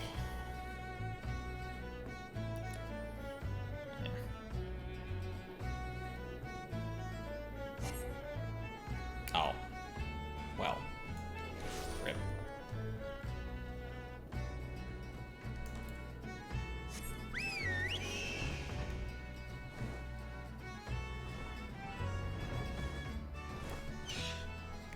Tiny trader. Eeh! Don't sneak up on me like that. I thought you were a feral turnip, a murderous eggplant, or something like that. Think I jest, do ye? You'd be singing a different tune if a shot of tomato juice almost took out your eye, as it did mine. My eye? By the time I regained my wits, they'd already set sail with me ship and me livelihood. I'm ruined. Ruined. If I never see another bleeding onion till the end of me days, it'll be too soon. Seeds of Rebellion. The tiny trader would ask you to save the realm from a vegetal scourge. To hear most say it, the Mandragoras are a nasty lot, a right pain in the ass to farmers and provisioners the realm over. But let me tell ye, friend, that ain't the least of it. Freeing their fellow fronds from our larger larders and tables is but the beginning. The bulbous blackguards have a far grander scheme. Revolution. Madness, ye say? Take a ferry to the Isles of Umbra and see with your own eyes. A veritable vegetable kingdom where eggplants and turnips rule with an iron fist. This muscle-bound fellow with the dim expression. I could swear I've seen his face somewhere before. Bugger me! If it ain't the undead overlord what fancies himself a gentleman inspector. Which would make you... could it be? The adventurer what bested the thief and duelist in single combat? Are you the one who bested the duelist? Yeah, that's me. Well, bugger me and call me Inspector. Tell me, is it true the duelist travelled with a demon bird whose crow could split the heavens? But that's neither here nor there. Look, I don't know about you, but I ain't so keen on the notion of calling a bloody tomato your grace. And that's exactly the fate we're in for if we don't nip this revolution in the bud. And I mean that literally. As we speak, the Mandragoras are planting themselves a whole army of their own kind on the Isles of Umbra. You'd be doing the whole realm a favour if you could go there and uproot them before the harvest comes. Oh, many a case I have solved in my day, but I've not matched wits with sentient plant life before. This should prove quite exhilarating. To the Isles of Umbra. Oh dear. To the Isles of Umbra. Yes, I certainly am.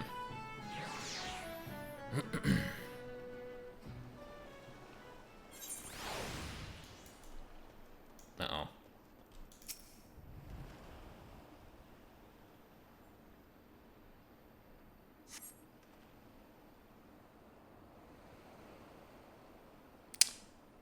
Ah, yes.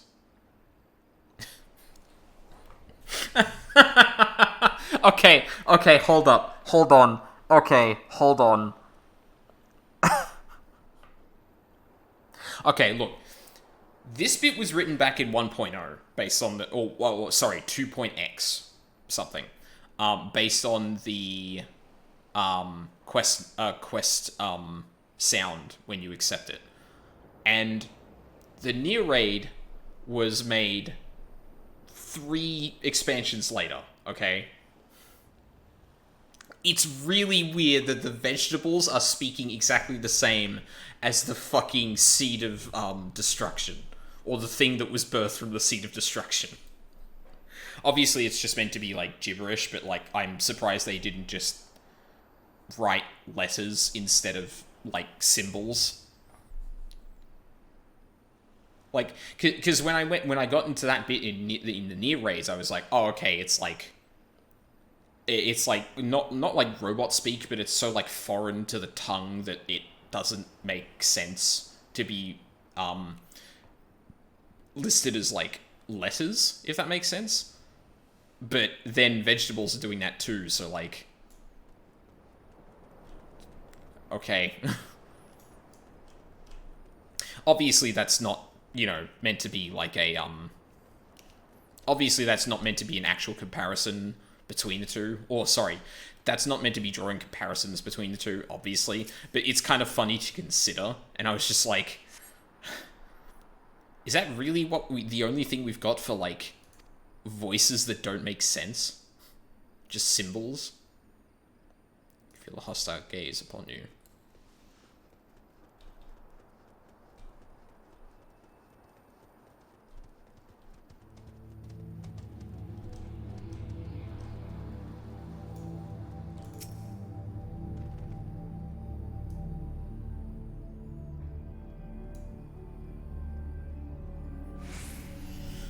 Oh, geez, we're having some long queues tonight.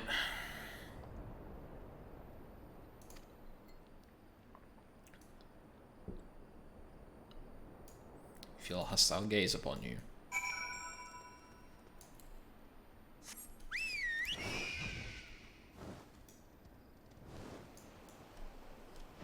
There's Hilda. Really? Really? Friend! Friend, my pursuit of the Mandragoras has led me beneath the surface. Yes, they must be down here. Somewhere.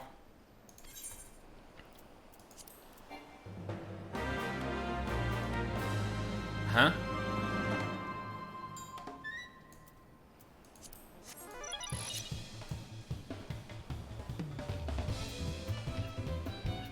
Sensing weakness in the realm, following the calamity, 5 root vegetables will... Well, technically 4 and a fruit.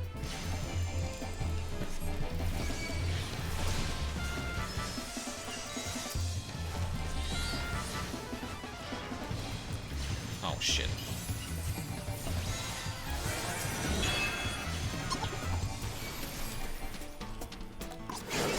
Oh my god.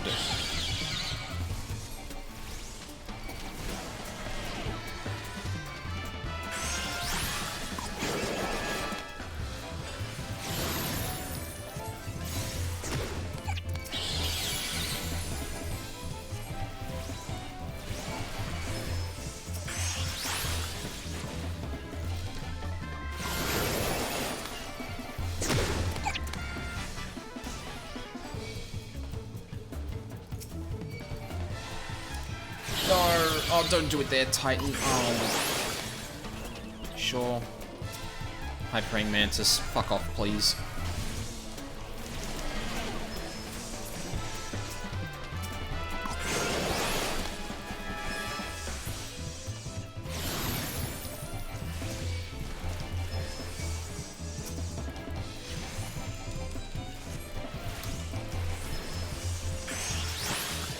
Oh my god, stop running away!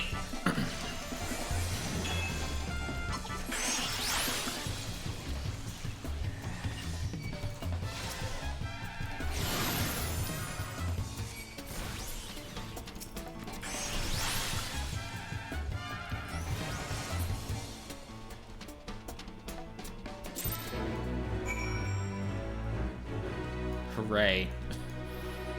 I did it. And not a moment too soon.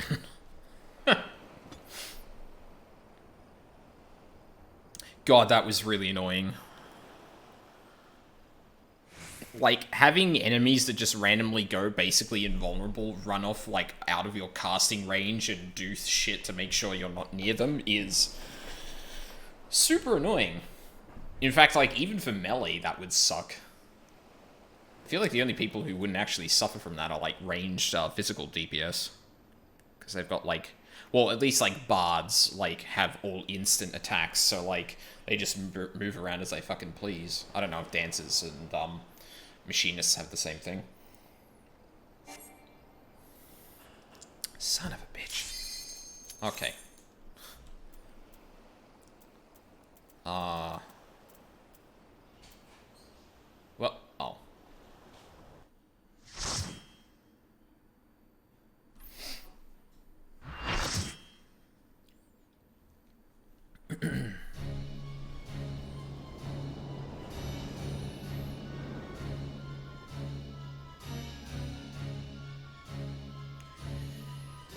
Well, here we go.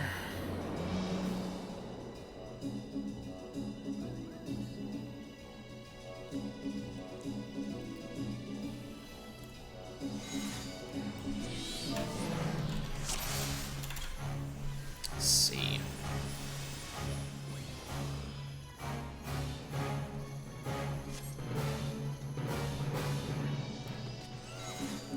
Oh no, we might be going straight into a boss.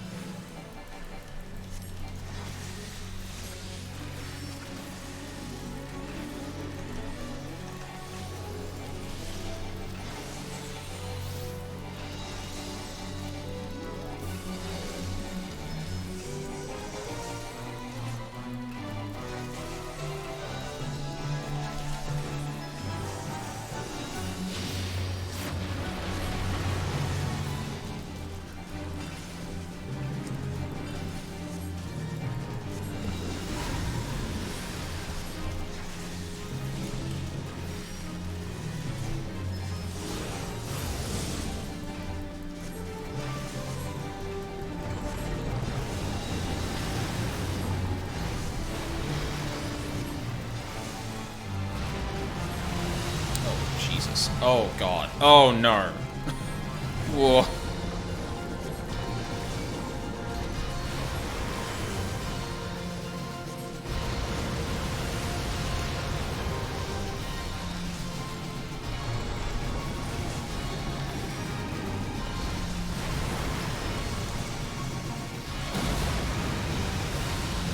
Oh, fuck off. Are you serious?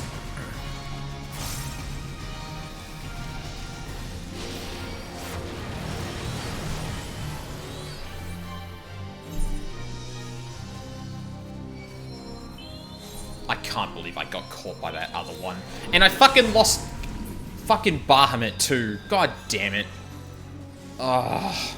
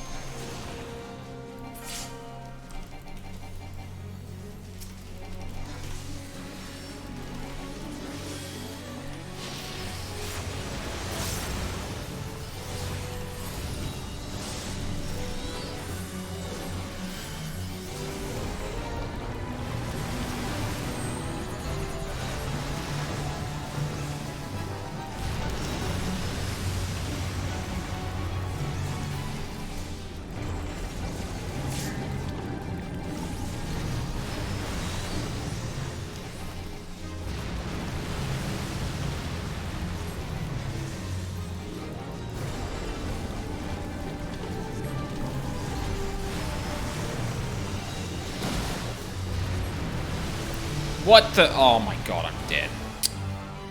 Oh no.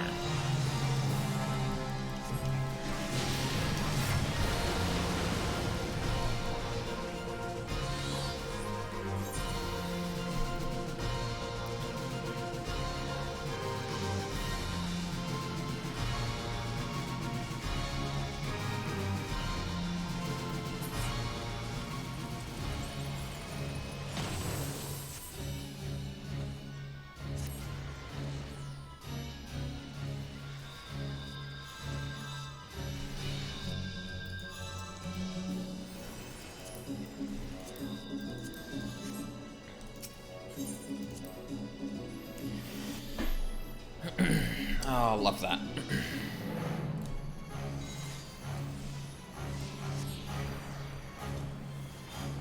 Holy shit.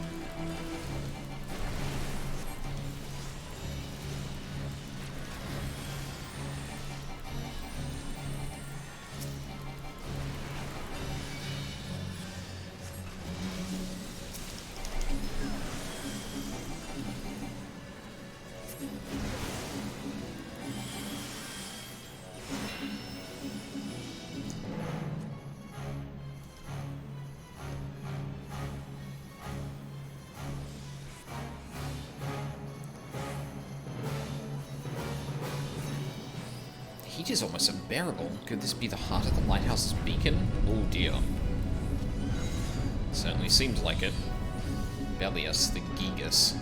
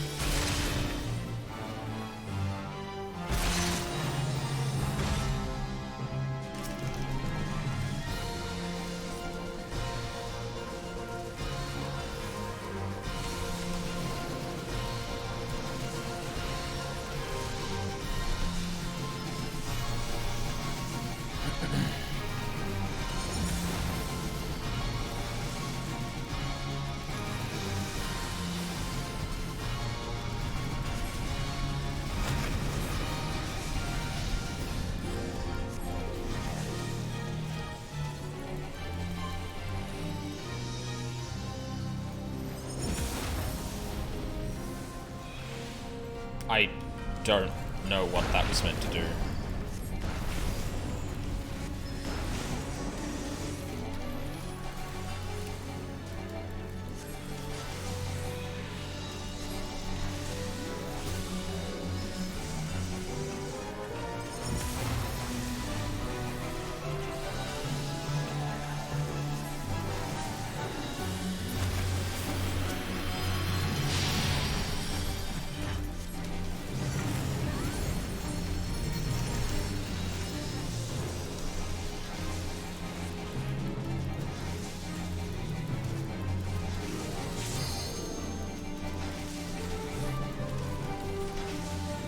What? Oh my god.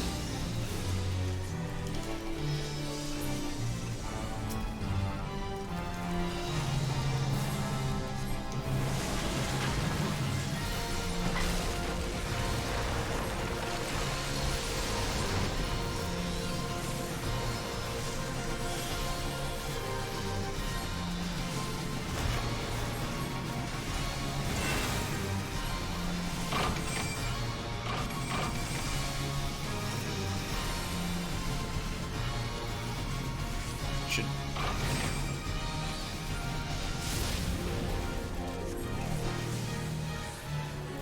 I don't know if I was actually meant to stand in that, but I guess I did it anyway.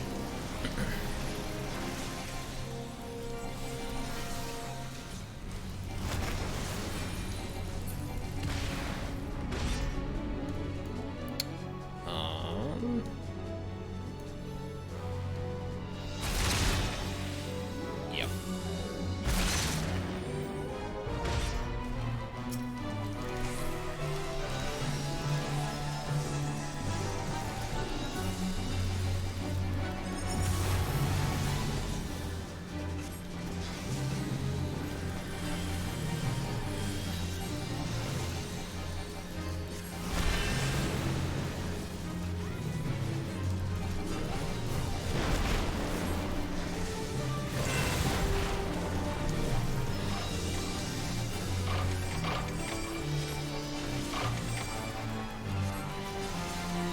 Oh, so that's what it means. There's a pointer under the bomb that when it hits the ground, it will shoot in that direction, or it will affect the ground in that direction. Interesting. Whoa, I think we're going into the sky.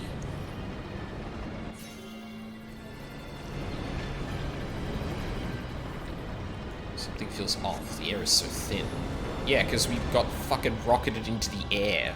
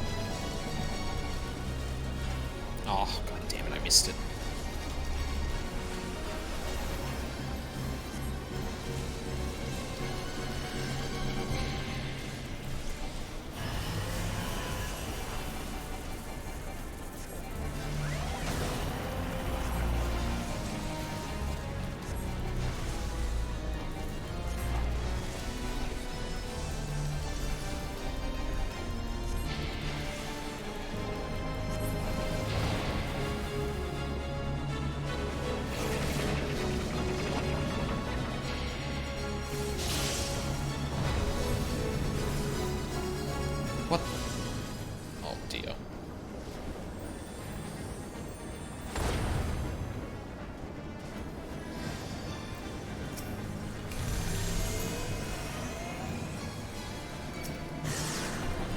Oh my god.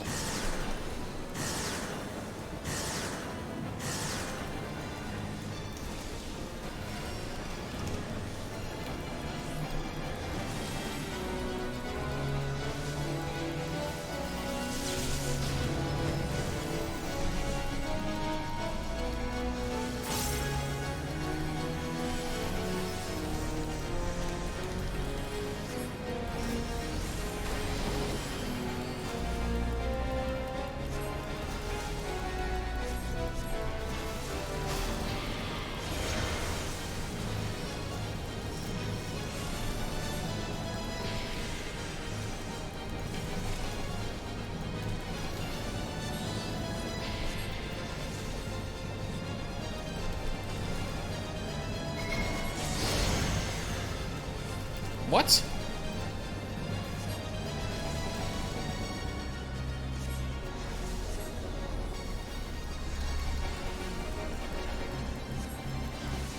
Oh. Oh, sorry. I see what's going on. Shit.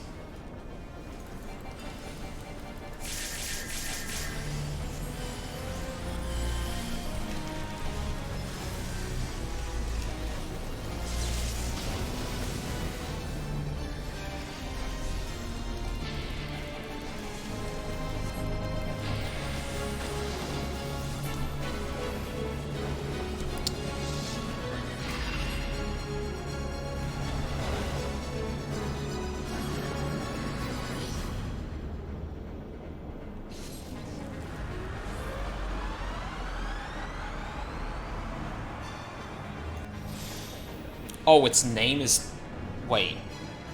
By Tartarus? Excuse me?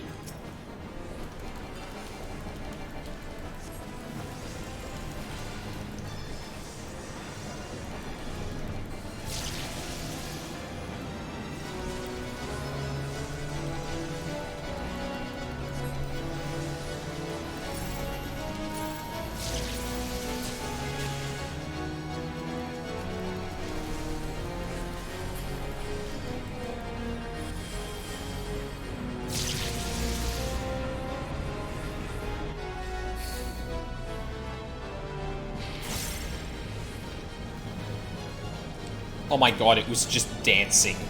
That's great.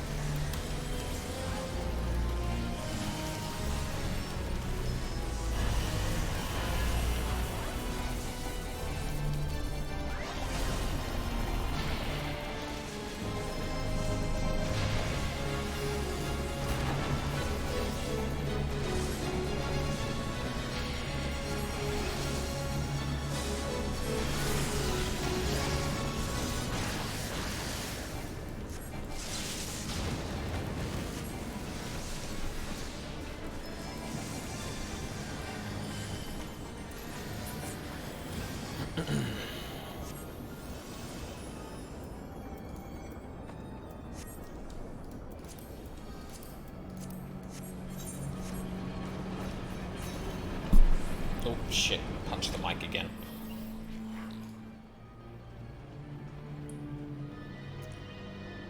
And I'm mistaking it. We are in the legendary city of... Whoa. Holy shit. Oh my god. Oh. There he is.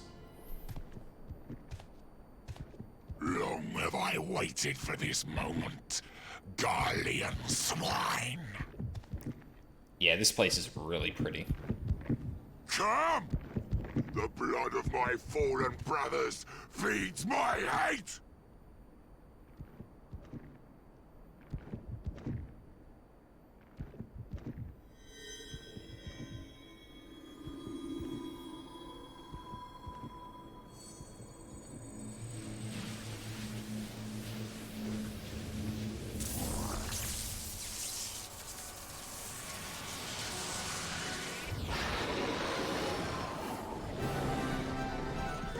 Whoa.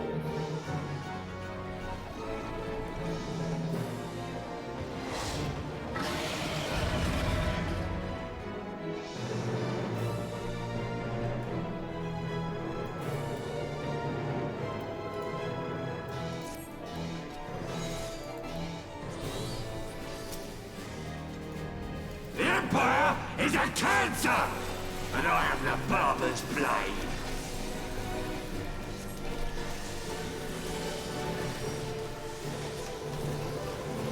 I'll tear you limb from limb!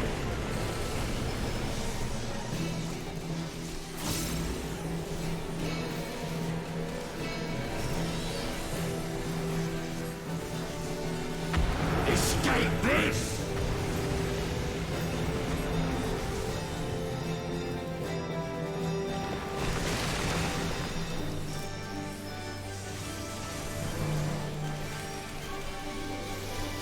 Agony and sorrow!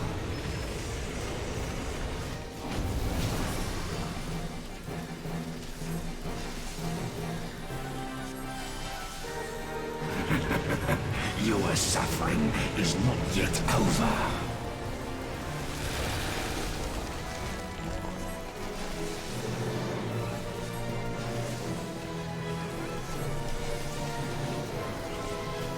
You will not have mercy!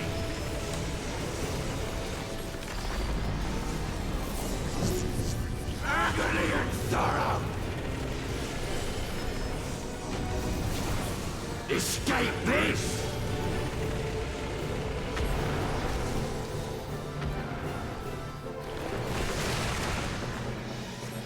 Agony and sorrow!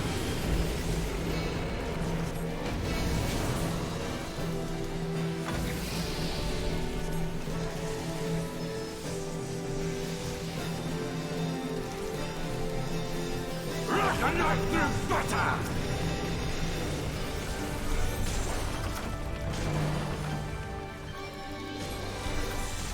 Holy shit, we've barely done any amount of damage to it.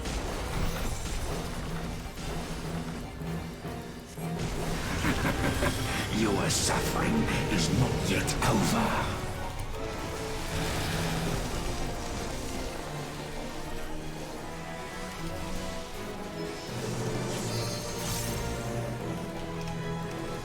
I'll tear you limb from limb!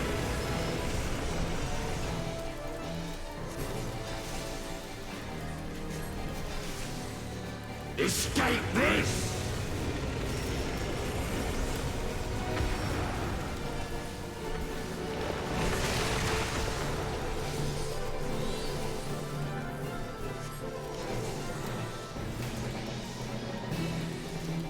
Your pain is my pleasure.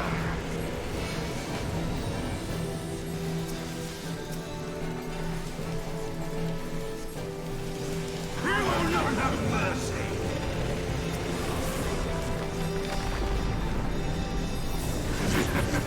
Your suffering is not yet over. Agony and sorrow. I begin shall deliver the king's justice.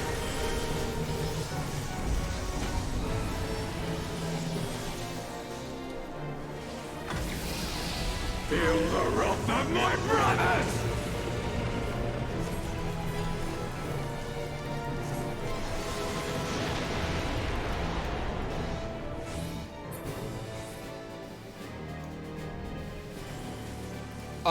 Was that because I was levitating? For what you have done! I'm actually really confused about what just happened there.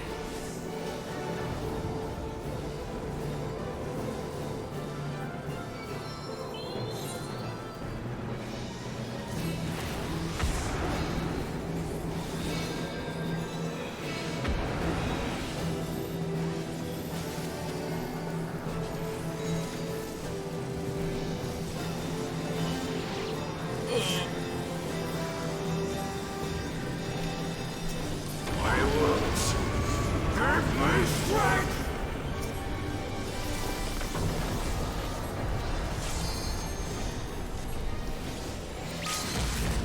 This is far from finished, Guardians! Enough! My death! You may have escaped me in this life, but I shall be waiting in the next!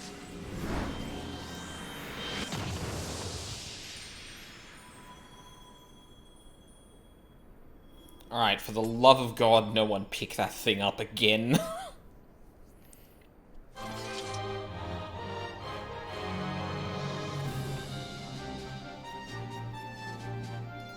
Oh my god, that guy's jacket is amazing. Also, that's literally a Stoller in a samurai outfit. But I guess you kind of get that when everyone has their character creator. You deserve that, my friend. No. No. Yep. Yep. Yep. Yep. Wow, I got nothing. Despite some, like, pretty high rolls, too. Jesus.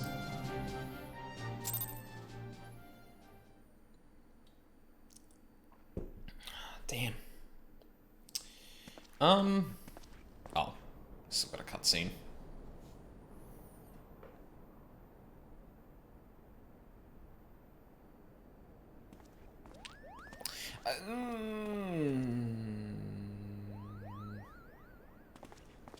Oh, unless it was spent. Like the one we picked up earlier. Mother's necklace. But what is it doing here? Unless...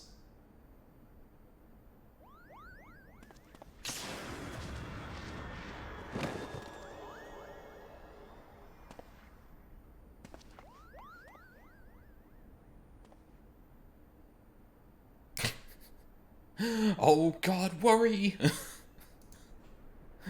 Oh, Moogles.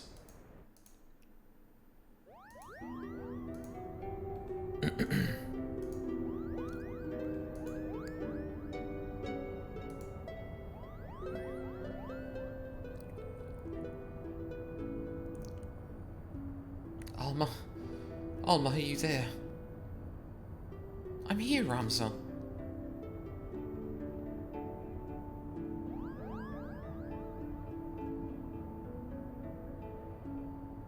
Extraordinary. The stones are different, but the craftsmanship is identical. How did it come to be in Bargamnen's possession? Though they are indeed of a different shape, the stones appear to be cut from the same crystal. Oh, they are. Auracite. Auracite? And what makes you say that? Can't you feel it? You can feel it, can't you, Hurdy?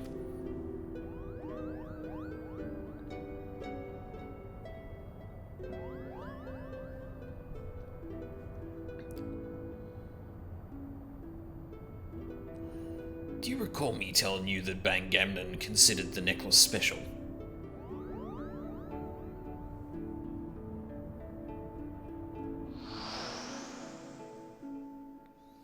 It was special because it was entrusted to him by Prince Razler.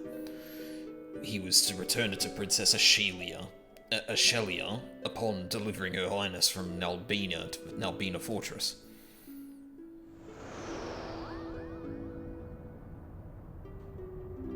A family keepsake. Of course. And each necklace, each auracite has acted as a lodestone, drawing both of our parties closer and closer to Ivalice. Indeed, Father. The auracite guides us. Ramza, are you recovered? Thank you, sister. I am well now. From what we know of the Duma and the Otius, vestiges of one's will may endure in an Orosite.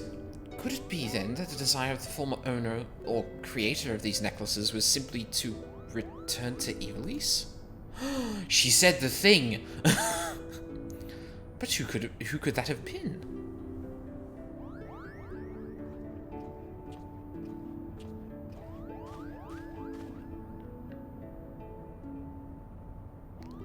Ramza built Beolv?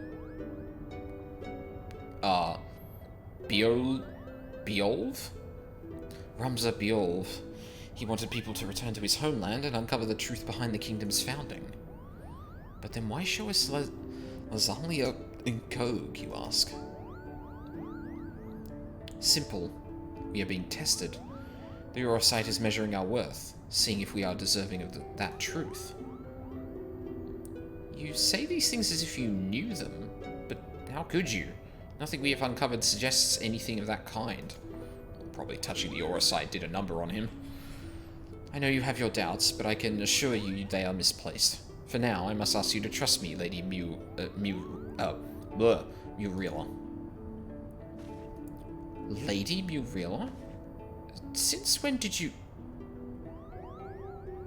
Yeah, something's up. Ramza, are you feeling quite yourself? Of course I am, sister dearest. I've never felt better.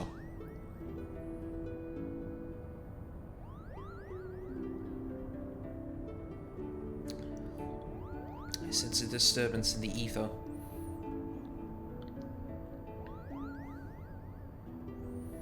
Father, these necklaces are gifts. Gifts from the old gods who once watched over the Evalisians.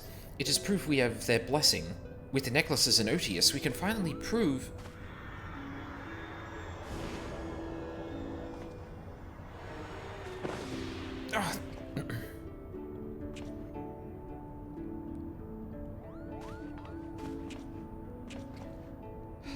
Thank you, Aldine.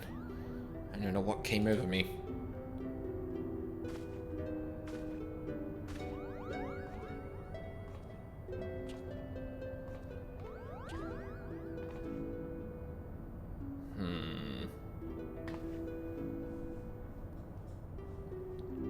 Ramza, you must rest.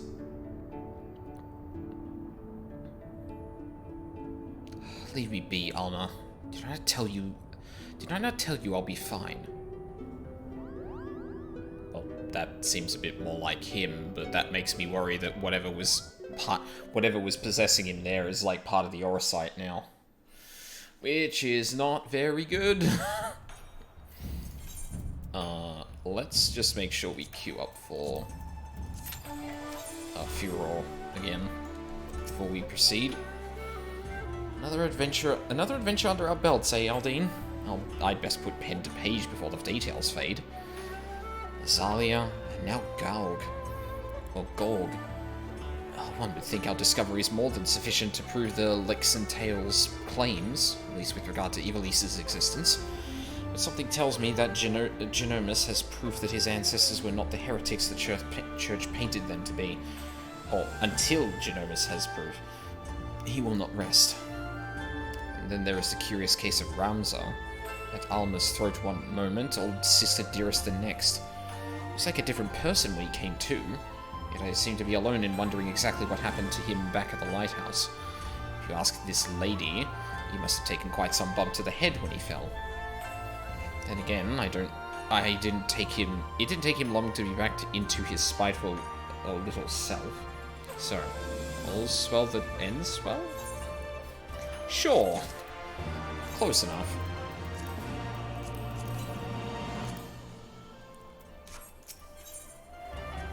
Path of most resistance. The worried look on Lena Murilla's face suggests she bears grave tidings. Or not. Greetings and salutations, Aldine. I suppose you are wondering whether or not the good Genomus has finally determined where in the world our next adventure is to take us. Well, yeah, sort of. The good news is, he has. The bad news, however... Now, while it is not my nature to be sensationalist, sensationalism is in my job description, so please bear with me when I tell you not all is right aboard the ship of Lexingale. Something about Alma has me deeply worried. I would not trust this information in the hands of my publisher, let alone some sullen gate guard. Shall we continue our conversation on the Prima Vista away from inquisitive ears? That's a good idea.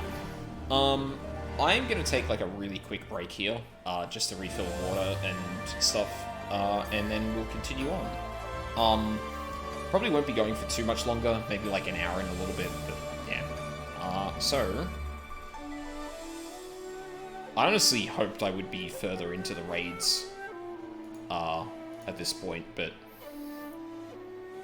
I guess, I was a bit too correct when I was like, oh, maybe it's longer queues because we're getting deeper into the raid and less people are doing it, but I might have been more right than I knew.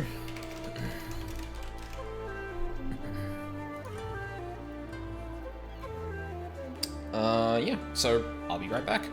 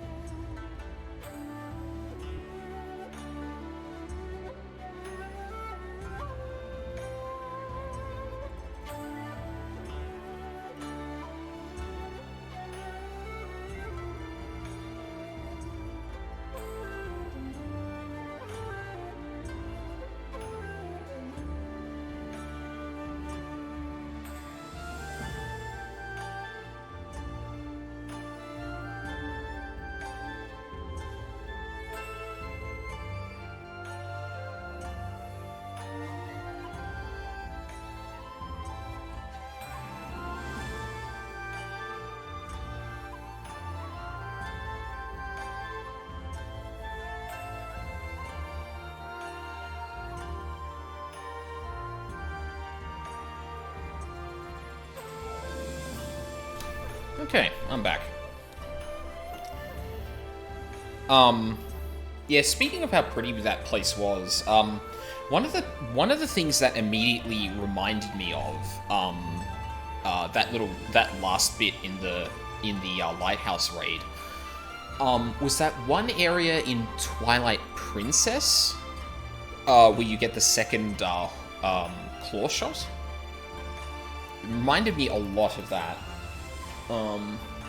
Just like the white stone in the air with like a lot of air theme thing aesthetic was like pretty like very similar. Or like, sorry, gave me the same vibes. wasn't actually similar, because that was very clearly more technologically advanced and was actually a city instead of like a Legend of Zelda temple, which is the only way I can really describe the other one. Okie dokie. I'm gonna refresh chat real quick. I feel like I've... Oh no. No, we're good. For a second it was doing the loading screen and... Oh, sorry, the connecting to chat thing, and I was like... The amount of time since it started doing that, since I sat down and now, like, it felt like it just broken, but... Seems good now.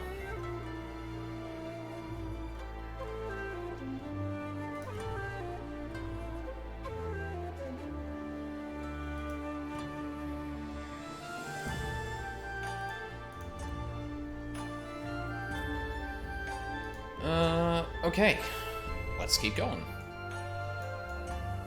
I was kind of hoping that, that queue would pop in the time that it took me to refill my, water on that, but...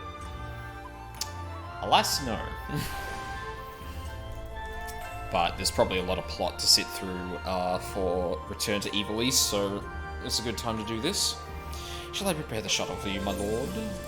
Absolutely.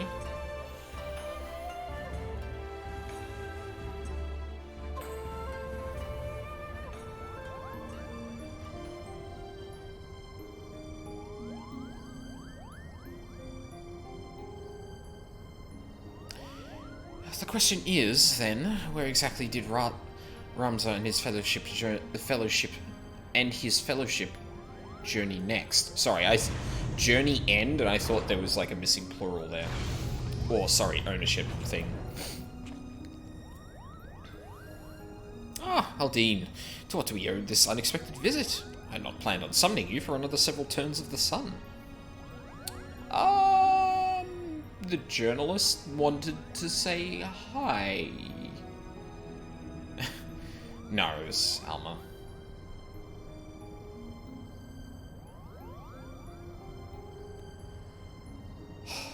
I apologize if we've caused you any worry. I suppose one cannot allow a reporter in their midst and not expect her to report what she sees. Though I did expect a tad more discretion from Miss Murilla.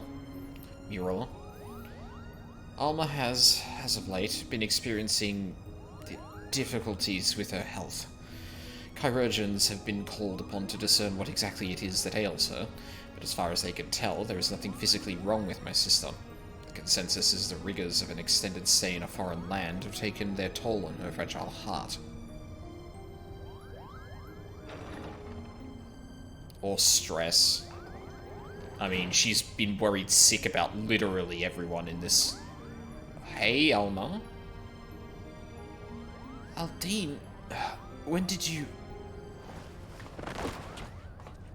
Girl, get yourself to bed. Holy shit. Alma. I'm fine, brother. It is obvious you are not. You must return to your chambers and rest.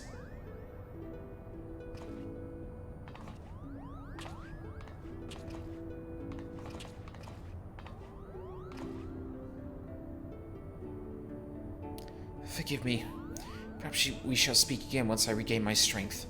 Until then, please, look after my father.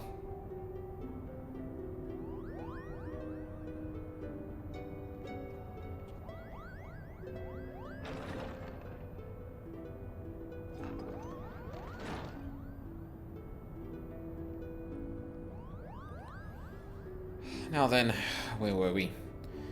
Ah, yes, the matter of our next expedition.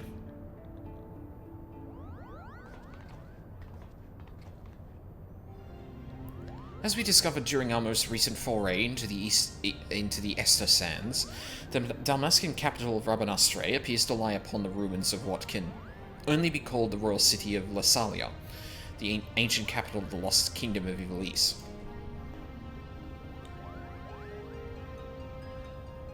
Oh my god, are you really gonna do this for me, like the third stream in a row? Yeah, it's gone again. Let me sneeze! God damn it! I don't know if my body's like trying to hold it in just because I'm like on camera or something like that, but that's weird. Shortly after, we stumbled across remnants of the legendary clockwork city of Galg, cleverly repurposed into a lighthouse overlooking the Ridorana Cataract, remnants which now sit suspended above the fathomless chasm. Lasalia, Galg, what have they in common, you ask? I shall tell you.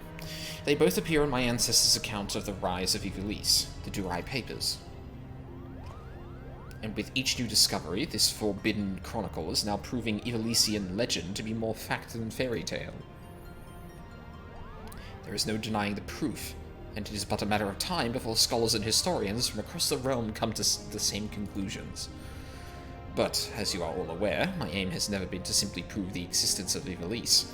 No, I shall not rest until I have revealed the truth of young Ramza's role in King Delita's ascension, and cleared my ancestor Oran Durai of the false accusation made against him by the church.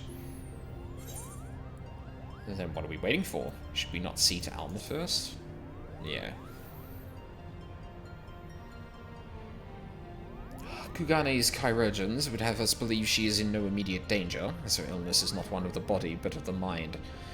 To borrow their words, her spirit is in a state of unbalance and merely requires time to right itself. And this cutscene is not ending anytime soon, so we're gonna have to go through this again. Excuse me? Are you for fucking real? Oh my god.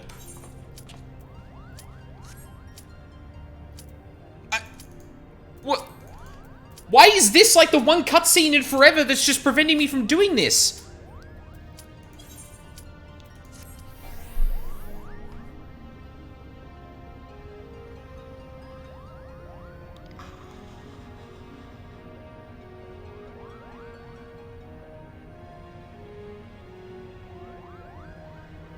Okay, that's bullshit. I cannot remember a single time in any part of this game where during a cutscene I could not go into a duty like that.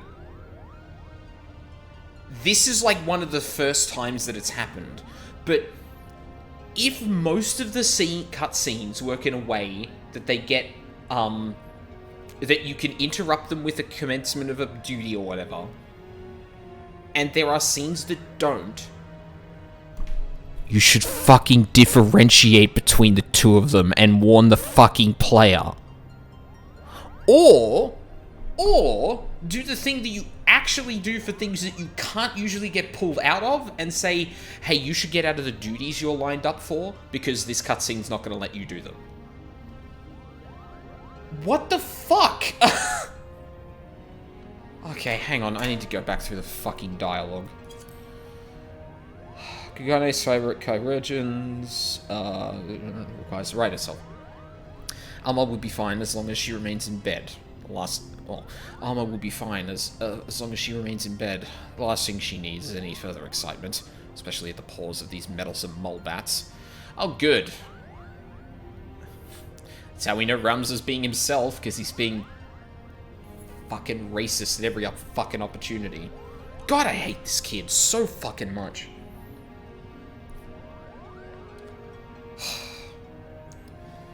Though I must admit, both Mont Blanc and his brother have proven more useful than I would ever have dared to imagine. It's almost like your preconceptions of people that aren't Garleans are fucking bullshit. Weird, that.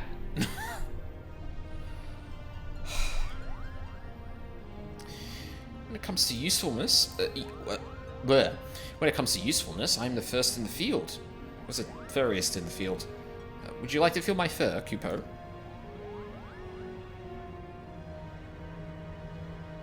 And you wonder why Ramza despises you so, brother. They do all the work, and all you do is jest, Kupo. Ah, but you are mistaken, Hurdy. I bear neither you nor your brother any ill will. Any further ill will, that is. If anything, I owe you my thanks for your recent contributions. What the fuck is that meant to mean? Any further ill will? Like, Oh, yeah, sorry, I do have the racist kind of connotations of people that aren't humanoid. But, like, you've helped me, so, like, that counts for something. Fuck off, kid.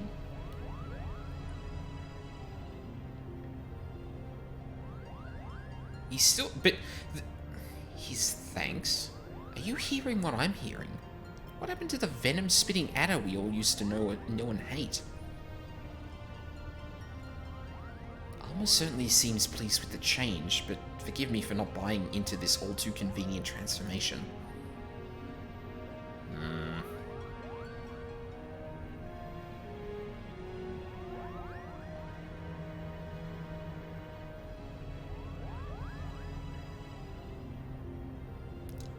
Simply showing the world that Ivalice actually existed will not validate the claims chronicled in the derived papers. That is correct, Father. The key lies with Ramsar Oh, here we go again. Beolv. If we can find evidence of his hidden role in history, it will prove Oren's testimony true and safeguard our family name from ridicule. Which is why I turned the focus of my research to Delita's forgotten companion and his actions during the War of the Lions. It was only then I discovered something most intriguing. An underlying struggle with an unknown force. A force with the power to bring about calamitous ruin. Where have we heard that before? Orosite. Twisted abominations we encountered in both Lassalia and Gaug. Lucavi. They are born of these unholy crystals. Lucavi. I wonder if that's a...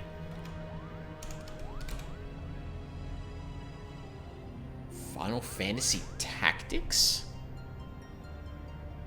The Lucavi are demons in Final Fantasy Tactics, working in secret under the cover of the Church of Glabardos to revive their...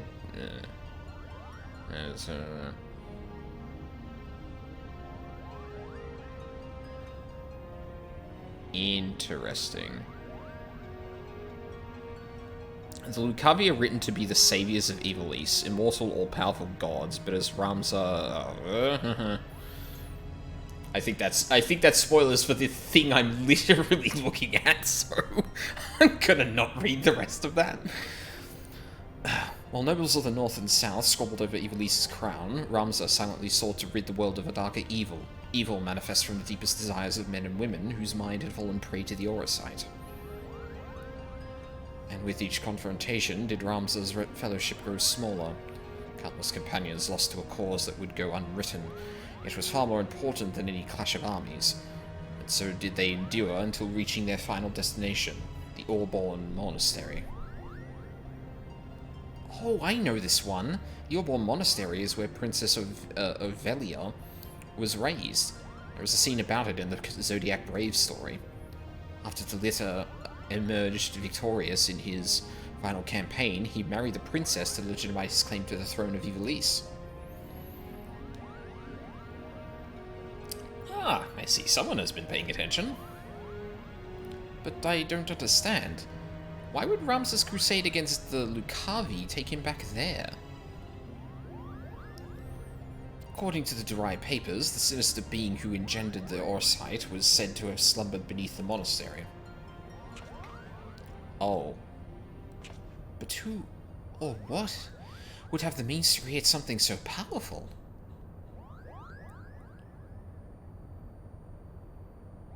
Ultima, the High Seraph. Excuse me?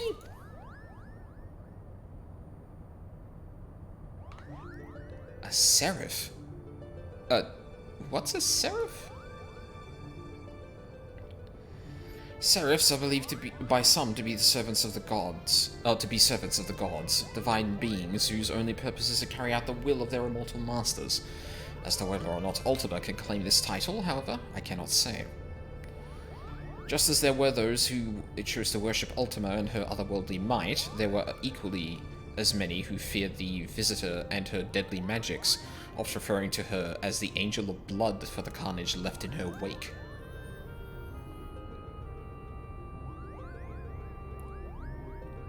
Are we gonna bring up Ultima weapon? Interesting. What if the spell Aldine claims to have experienced in the Praetorium, coincidentally also called Ultima, was in fact an Allagan interpretation of the very magics introduced to Heidelin by the High Seraph? But that would mean... What would that mean? I have spoken with several colleagues back in Charlian regarding their opinions on the ancient incantation, and while they yet have little to show for their research, they all agree on one thing: the manner in which Ultima ethereally manifest should not be possible, at least on Heidelin. So it would naturally make sense if we discovered that the Allagans learned the spell from a being not of this dimensional plane. As to exactly how they convinced the being to impart that knowledge onto them... Not of this plane? What manner of creature are we talking about here?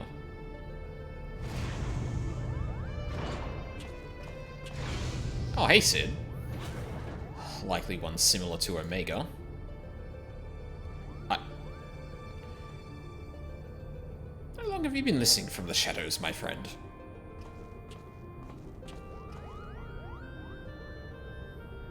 Long enough. I'm here to deliver the item Mikoto requested. Sid? There was no need for you to deliver it personally. A Moogle would have sufficed. A Moogle? And trust that he won't tear open the package and show it to some random adventurer? No, this was far too important. I feel like that particular line is a reference to a thing that has not happened to me yet. Like, this game likes to kind of, like, slip in stuff like that into little lines of dialogue that every time someone says, oh, what, and something adventurer, I'm like...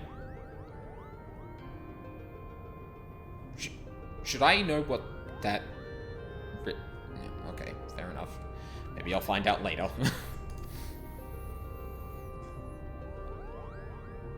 If you two do not mind, the principal was about to tell us how to find the Aubonne Monastery. Aubonne Monastery. Oh, would that I could. You don't know? What have we been doing here? Well, that's probably why... That's why he probably didn't summon us now, and... At ease, Lady Murilla. The Durai papers speak of a cataract situated on the river Zershel,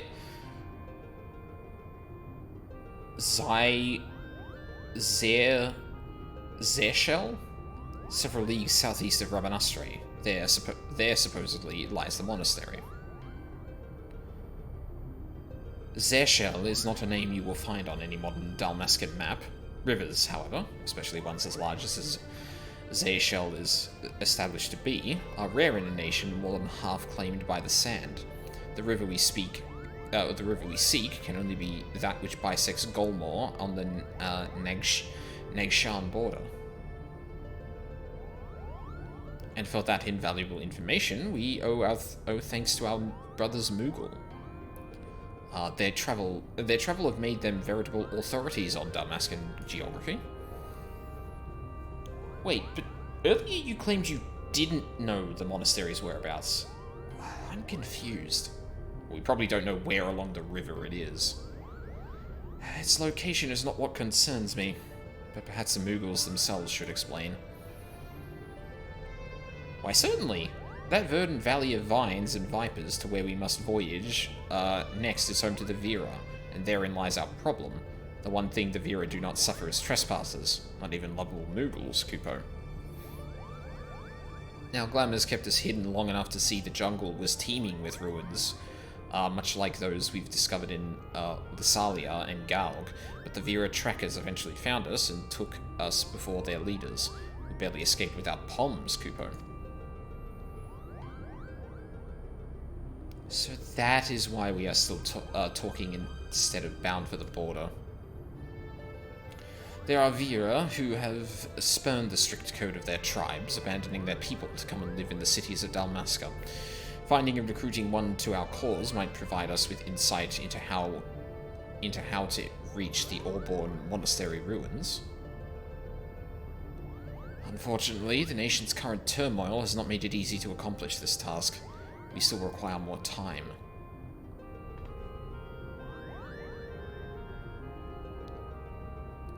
Okay, I guess I can just go away, but... Hi, Sid. Before boarding the shuttle here, I was stopped by a Bangar on the docks. He asked me if I knew of Haldane Fellspark and bid I deliver him a message. I told him he was welcome to accompany me to the Prima Vista, so that he might deliver that message himself, but the man refused.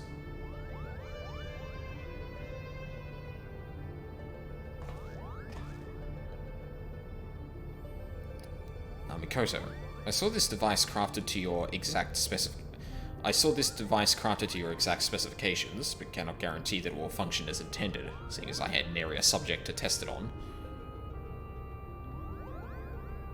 Of course, Master Sid. If any trouble is met, then most likely it is my design that is to blame. Finally, I have a dagger. Your confidence in my craftsmanship is flattering, but you sell yourself too short, my dear. Here's to your success. Good day. Bye, Sid. Good luck with Omega.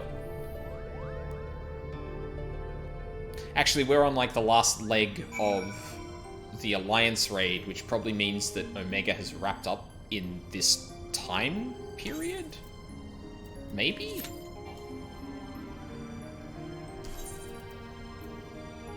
Oh, Jesus. God damn it.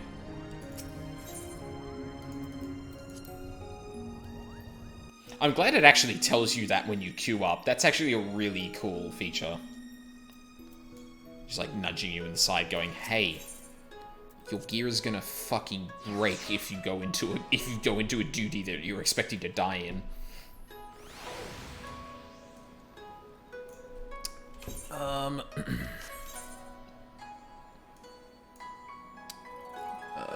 Yeah, there's a mender there. Oh, there's one directly opposite where I am right now. That works. Yeah, yeah, it really sucks that I had to, like, cancel the queue there, but, I mean, can't really help it, all things considered.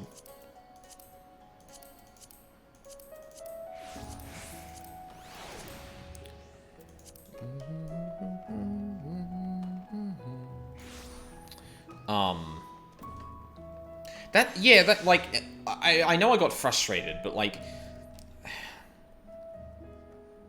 when the game is pretty consistent with you being able to interrupt stuff like that, and it clearly delineating between tasks that you can queue up for while you're doing it and tasks that you can't actually do that, so like duties or like solo duties and things like that for quests, it's really weird that you can get into a cutscene or any situation where that thing, where you're prevented from being able to do that, and the game not forcing you to jump out of queue or something like that. It's really strange. I guess that's why I was so frustrated, because I was like, wow, this game's actually been really good at, like, kind of making sure that that doesn't happen, but not in this case, for some fucking reason. God only knows if it's gonna happen again.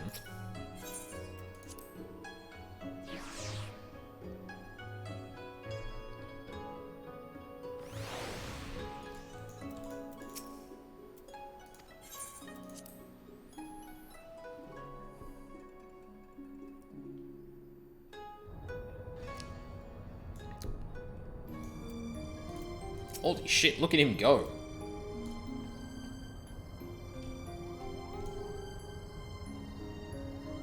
God damn. I wonder if you can speed up your own, emotes and animations like that. That would be really neat, honestly. Okay, Mikoto, what are you up to? You're the only other nerd on this ship. I sense that you are interested in the package Sid delivered. I have every intention to apprise you of its contents, but first I believe you should speak of Alma's condition. Do you not find her illness all too timely? Genomus and Ramza would like to believe that her bouts of vertigo are naught but a result of mind fatigued, but the answer is clear. It is the auracite that plagues her. Yeah, that would make sense. Alma recently confided in me that she would hear her father speaking with the Otius, well before even his first foray into Rabanastre. However, I do not think this is entirely true, which is not to imply that Alma is trying to deceive us. Rather, I think she saw something that led her to believe her father was conversing with the Auracite. Moreover, I suspect it was the Auracite itself that granted her this vision. You recall my hypothesis on distinct frequency NRR-type harmonic vibrations within their tendency to promote ethereal amplification? Or when I mentioned that despite being in the principal's possession for an extended period, the Otius exhibited none of the imprinting presence in the Duma? No? Vaguely? The Otius has never resonated with Genomus. It has always been his wife's pendant and his Auracite shard, the Virgo, that fueled his passion for Ivalice. No, the Otius is bound to Alma's deepest desires, whatever those may be. The only reasons I can fathom that Alma has not fallen victim to the Auracite's grasp is that her desires are not as strong as those we have witnessed in Argarth or Bagamnon, that and the ethereal interference caused by other nearby shards. I have explained all of this to Alma and recommended that she destroy the necklace, yet not only did she refuse, but she begged me to keep this revelation from her father. That's gonna be a problem. And so I did the only thing I could. I devised a means with which I might impede, or at least lessen, the effects of the Otius. This device, while still incomplete, will amplify the NRR wavelengths emitted by the Virgo, and this should work to interfere with those emitted by the Otius, thereby shielding Alma from the brunt of their effect. The city is all abuzz with word of Bangarn brigand loitering about the airship landing. Do you think it could be someone we know, Kupo? Yes. Did you just appear to... Sure, okay. Speak with Boagi, down on Kugane Landing. Yeah, of course it's Boagi.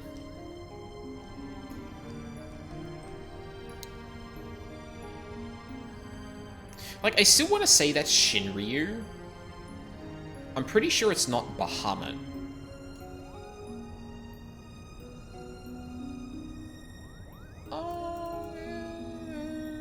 Maybe? It might be Bahamut. But it's just the head enlarged and, like... Honestly, the thing I always think of about Bahamut is not his head, it's like his silhouette where he's got, like, a really pronounced chest. Like, he's kind of, like, puffed out like this. Hey, fellow.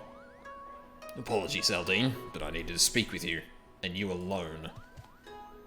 Oh, don't mind me, Kupo. I'll just be floating over here in perfect earshot. Mont Blanc, that... He's trying... You know what? Forget it. Why you... What makes you think I won't lay you low right here, right now? Because we're here to offer you a proposition, that's what. We need information on the Golmore jungle, and thought a man as well-travelled as you might be persuaded to provide some. Oh, as you... yeah, inflections are bad. Don't look at me. Golmore? You of all creatures should know that that is Viraland. What are you offering, then? Why, the opportunity to tell us what you know. Genomus believes our next adventure lies beneath the jungle canopy, Kupo. I should have expected as much. Very well. Eldine, I came to ask you if you would meet someone. Now, it seems that someone may be able to assist Genomus as well. Seeing as you and the principal did right by us before, I do not see a reason why I cannot take both of you. Okay. Let me know when you're ready to depart from Rabanastre. We'll travel in our airship. The Primavista would draw too much unwanted attention. Sure, let's go.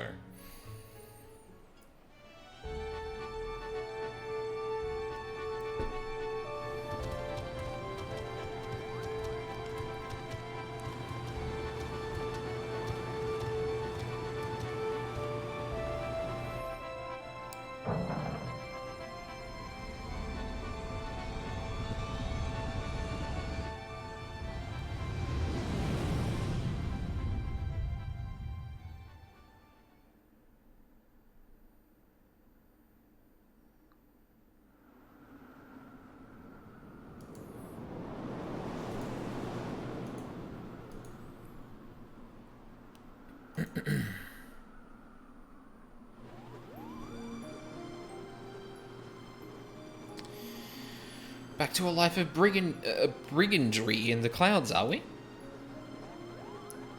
Of course not. Not that it didn't cross our minds, but when faced with the decision of what to do next, we needed simply to remember the dying words of our leader.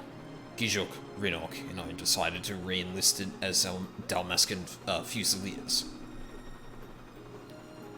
And the occupying Garleans actually said yes, Kupo? Not exactly. We're now with the Resistance. Well, not exactly. We're back with the Resistance. You no doubt heard of the uprising in Dalmasca that followed the Doman liberation, and how it was crushed under the iron heel of the 4th Legion. Yeah, we've heard a lot about that. The Resistance leaders were captured, tortured, and publicly executed.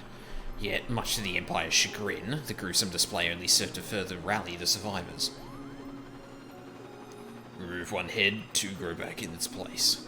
Remove 2, and then there are 4. The person can die, but an ideal will live on. Now there exist several factions throughout Dalmasca. We belong to one known as Lente's Tears. And when we told our commanding officer our recent crossing with you and yours, she simply insisted that we introduce you. Really?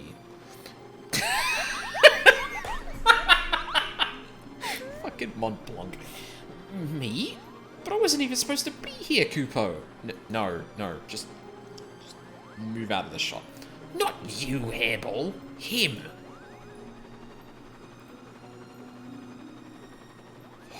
Meet with the General and hear her proposal, Aldine. If you're not interested, we shall return you to Kugane unharmed. You have out. Coel got your tongue? Rubbing us straight dead ahead, lads.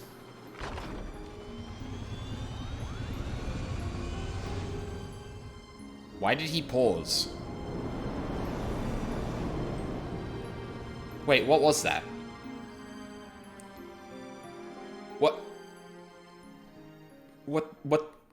What the fuck just happened?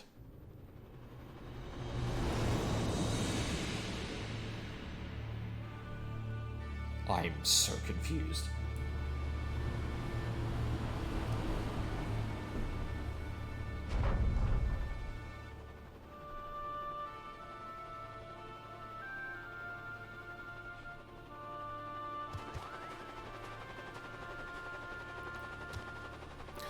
This way.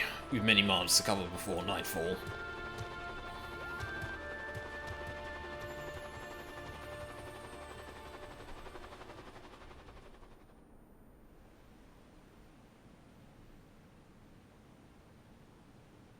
Is this just under the city? I thought we went through here and we didn't see anyone. Oh, well, there's someone here.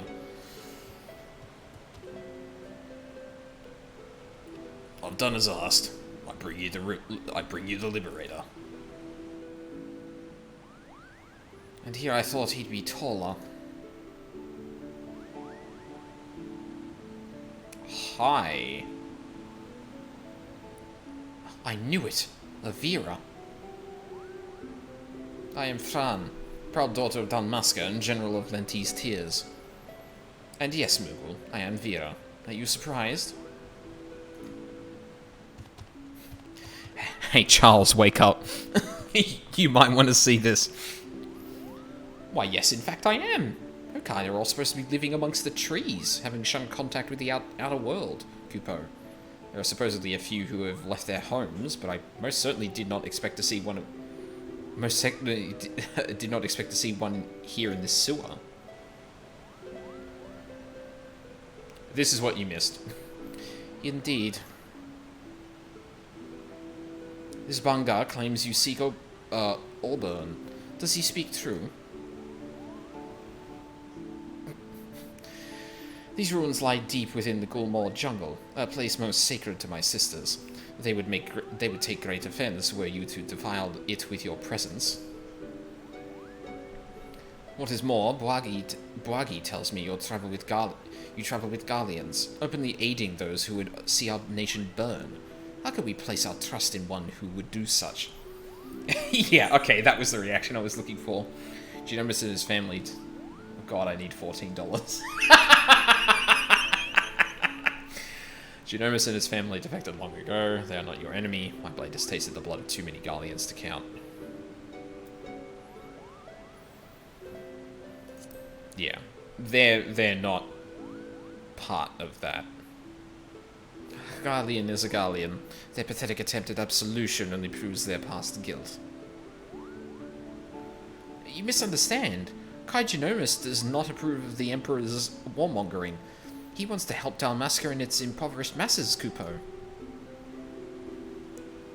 And what would a Moogle know about my people? Does your blood run Dalmascan red? I could cut you open and find out. General, there's no need for threats. Because I'm trying to tier 4 sub, baby.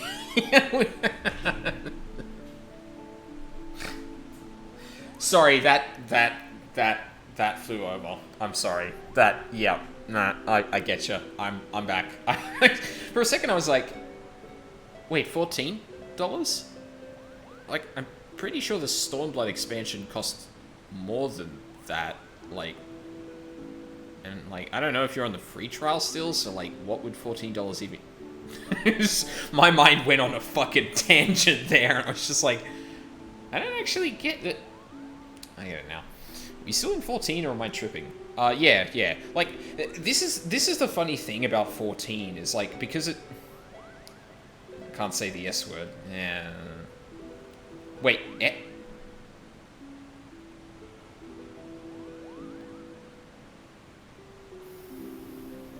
mild concern. I don't actually know which S word you're referring to, but and it's probably because I've been dealing with dipshits on Twitch earlier, not on stream. But my mind went bad places, and I went, Charles, please. But I think this is a funny thing about 14 is like, it takes a lot of opportunities to just like bring together a lot of other Final Fantasy stuff, and like the way that this world is structured in terms of like the reflections and the fractured history, like literally 1.0 is inaccessible now. Like, it gives a lot of opportunity to just bring a lot of stuff from other Final Fantasy games together and integrate it into the world in a way that actually just... Check your whispers.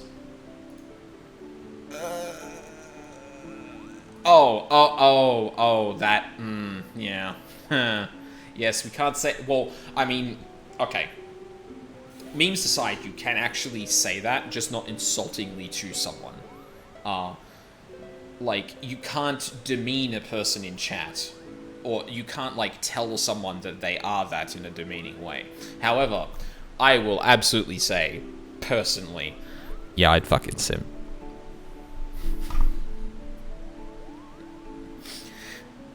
Like, no meme, you can actually still say that, like, in terms of referring to oneself, for example. But, yeah, like, using it in a derogatory fashion, like, yeah. Granted, there are... You know what? I'm not going to go into that now, because that's well-tread territory. There are better uses of that time, but, yeah.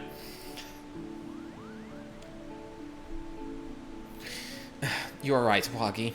Let us then parley. Parley? Parsnip, parlily... I miss Pirates of the Caribbean when it was good. Parley. First, the resistance requires men and women from the Eorzean and Eastern alliances to join us in ridding Dalmasca of its imperial invaders. Your past deeds may have made you well known to the leaders of both. They will listen to you, or if not, they will listen to these scions to which you claim allegiance. Second, the resistance requires gold. Gold to strengthen our forces from within. Your allies are in bed with the East Aldenard Trading Company, which continues its dealings with Garlemald, even as you raise your sword against them, profiting from the Empire's rampant aggression. As targets of that aggression, I believe my people are entitled to a portion of those profits. How are you so well informed? What the actual fuck? I mean, I suppose it's not too hard to figure out, but... Grant me these simple things, and I shall personally guide you safely to the ruins of Orborn. And what of the Lexan Tales? See me to victory. I'll take the Emperor himself. Those are my conditions. What say you? I'll deliver your crest to the Scions, but can promise no more. Promise me first my companions with Sino. Now, the second one is kind of unreasonable given the situation here. Tells them my demands, but knows the fate of your expedition hangs on how well you do so.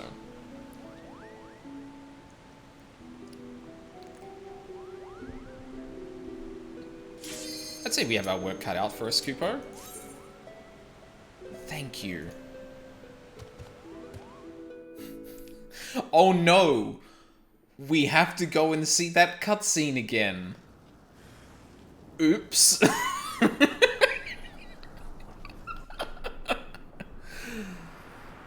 Oh, bother.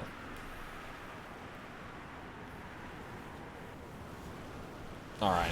What do Ifrit and Garuda look like? It worked! Both wind and fire have answered the call! Green, are you alright?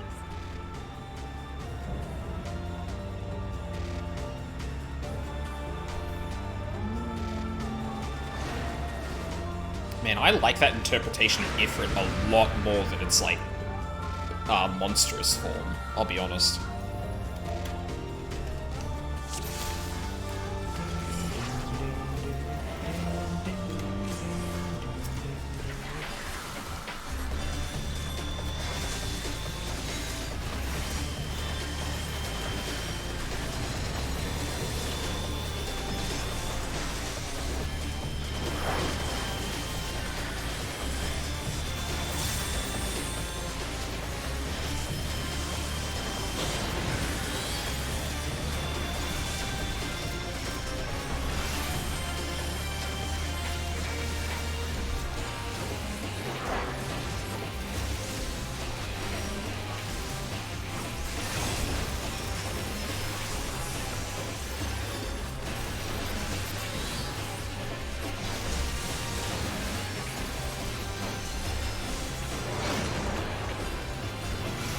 Shit.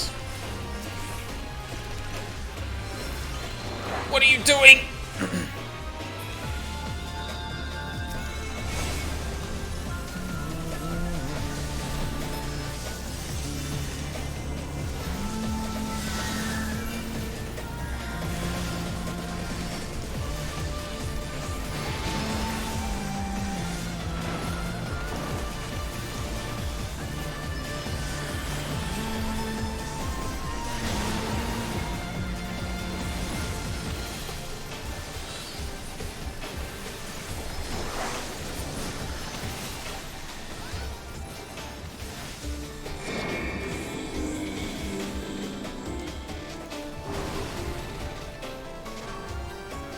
Oh.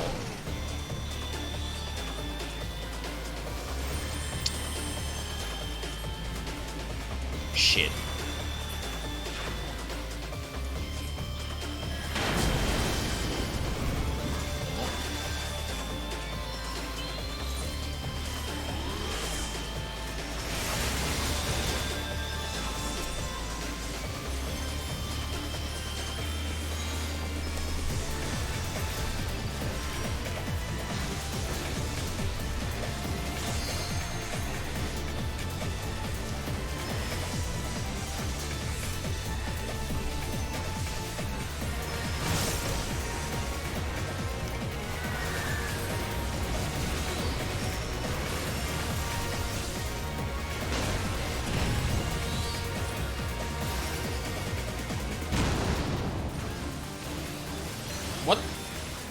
What just happened?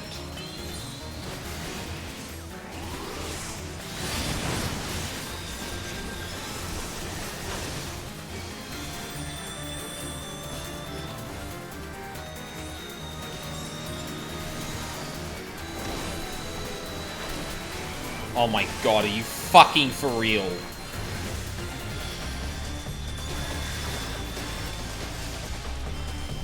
Never in the right spot.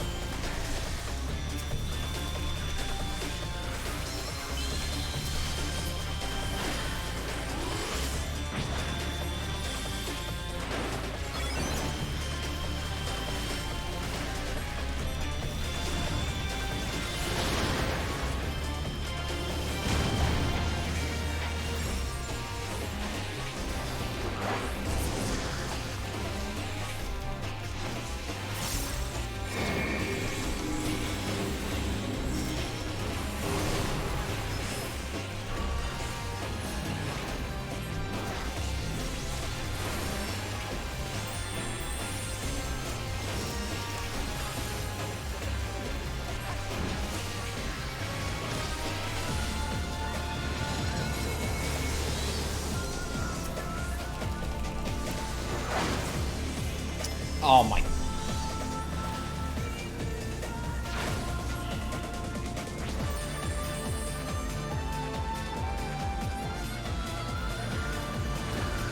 Fusion?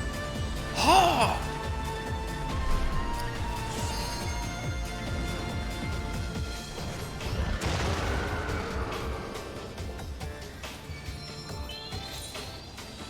Raktapaxa.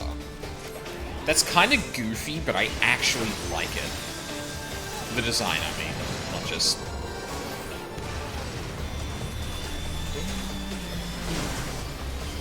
I can't fucking believe that.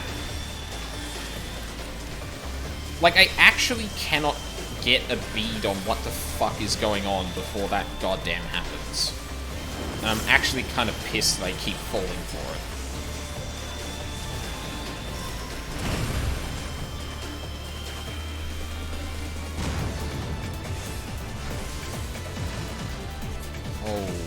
What is going on?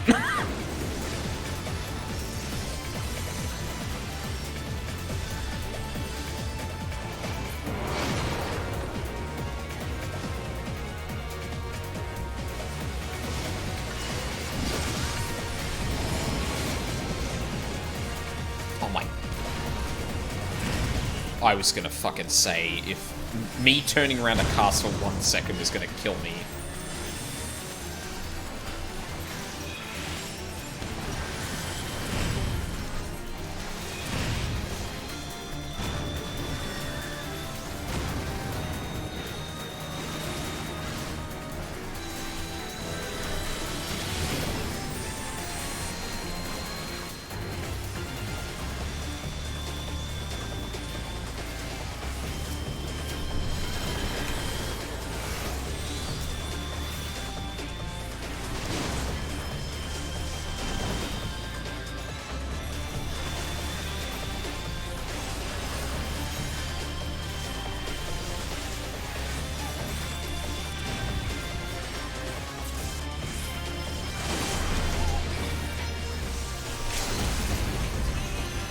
Motherfucker!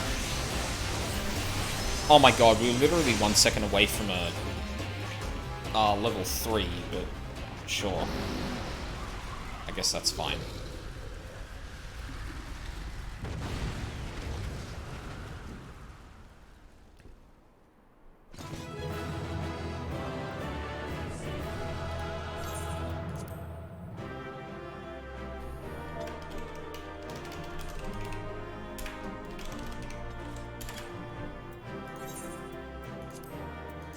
Oh, that's the same. That's one of the same healers we've run into before.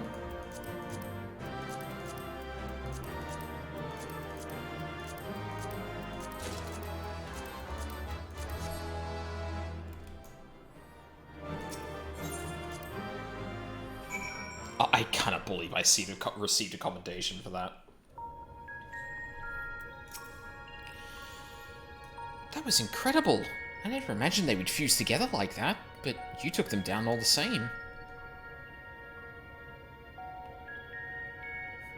I suppose the main thing is that we're now 2 elements closer to restoring the ether of the empty. Let's go and see what difference it's made.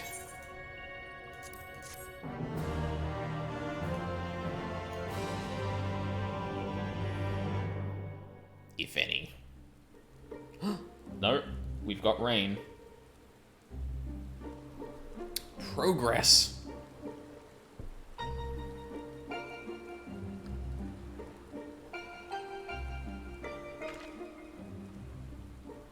It actually worked. Just like Orange said it would.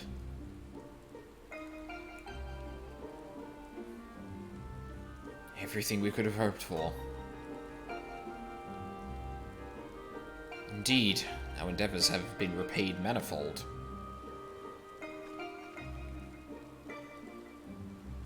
I wonder what will happen when we restore ice. It's actually a good question. What would happen then?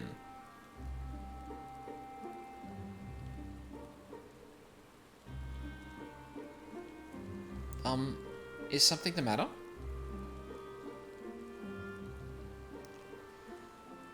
One more element, and then what? You'll have achieved the impossible, while I'll still be nothing. No memory, no past, no family. Nothing. World has moved on and left me behind. Anyone who knew me is either dead or gone.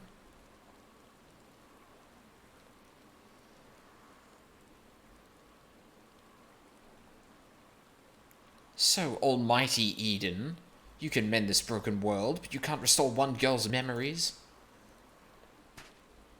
Give me back my life, give me my life back, damn you. I still hunger.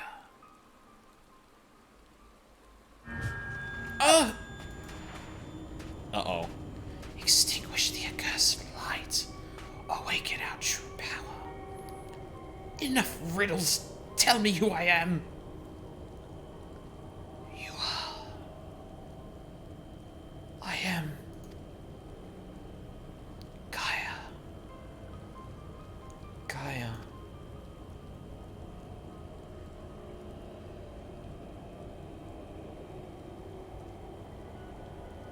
Gaia? What's wrong? Reclaim your memories. Fulfill your destiny.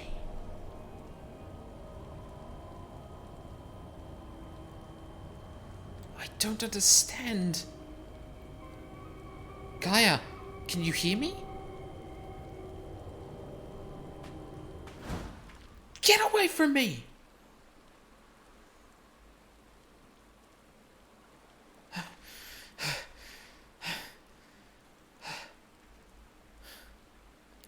Amidst the sound of falling rain, your voice called from within.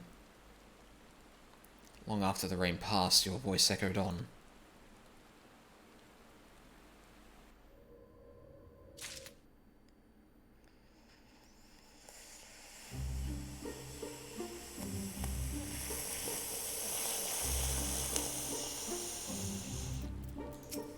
You doing okay, kiddo?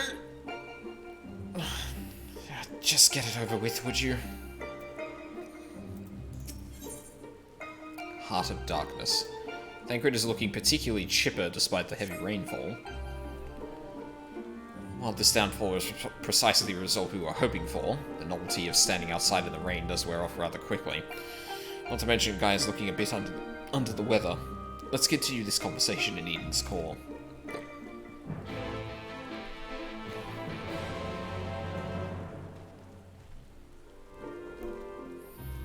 I don't like where this is going. Yeah, it's not good. Like,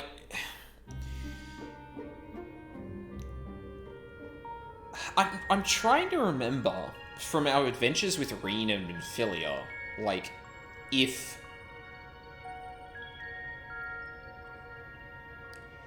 I don't think it's established what Minfilia could possibly do to Reen, if that makes sense. Like, we obviously draw the parallel between Reen and Gaia because they both seem to be possessed of spirits, or the souls of people who come before. Reen of Minfilia and Gaia of potentially an Ascian. But Minfilia being as magnanimous as she was, as understanding as she was to Reen's situation, and giving her the choice, it's unclear what Minfilia could have done if she wanted to. So, like, when I think of, okay, what is deliberate, what part of Gaia's condition is deliberately brought on by the Ascian that's possessing her, as opposed to what is just an happenstance of that? It's kind of unclear, and we don't have an easy comparison for them.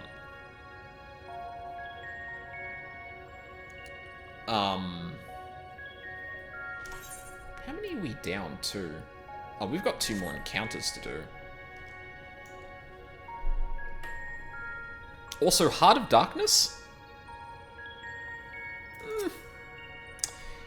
Don't like that quest name. Wait, did Reen have a life before, or did she always have Minfilia inside her soul? So she always had Minfilia inside her, much the same as Gaia always had this other voice in her head. So at least the way it was explained to us earlier in the game, Minfilia has more or less been reincarnated, but she's moved on to people who are born around the time that she dies. More or less. There might be gaps in between, but we don't really know the details there. But essentially, like, Minfilia, who turned out to be Reen, was born that way, right? Been that since birth. Obviously the difference is, like, being, charitable towards the person that's, you're possessing, as opposed to having your own goals.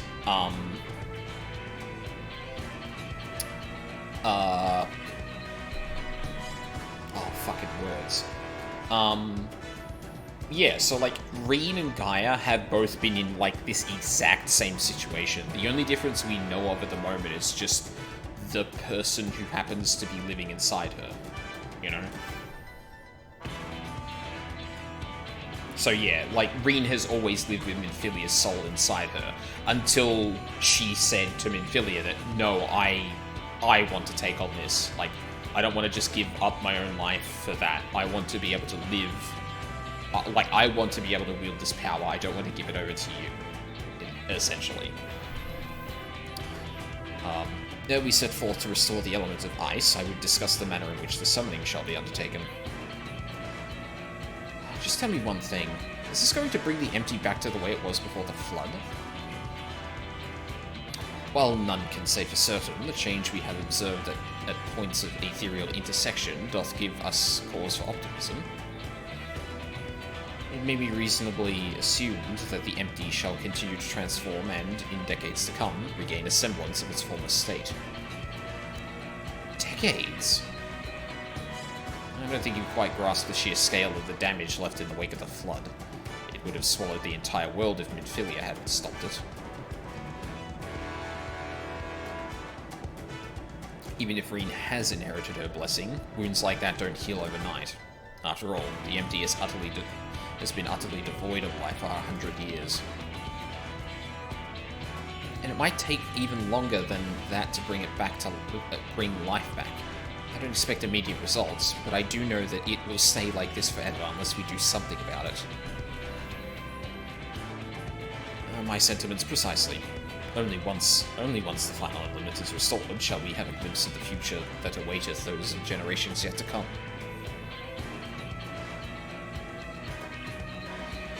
You do all this for a world you may not live long enough to see? Well, here I am, so absorbed in my own problems that I spare barely a thought for anyone besides myself. I mean,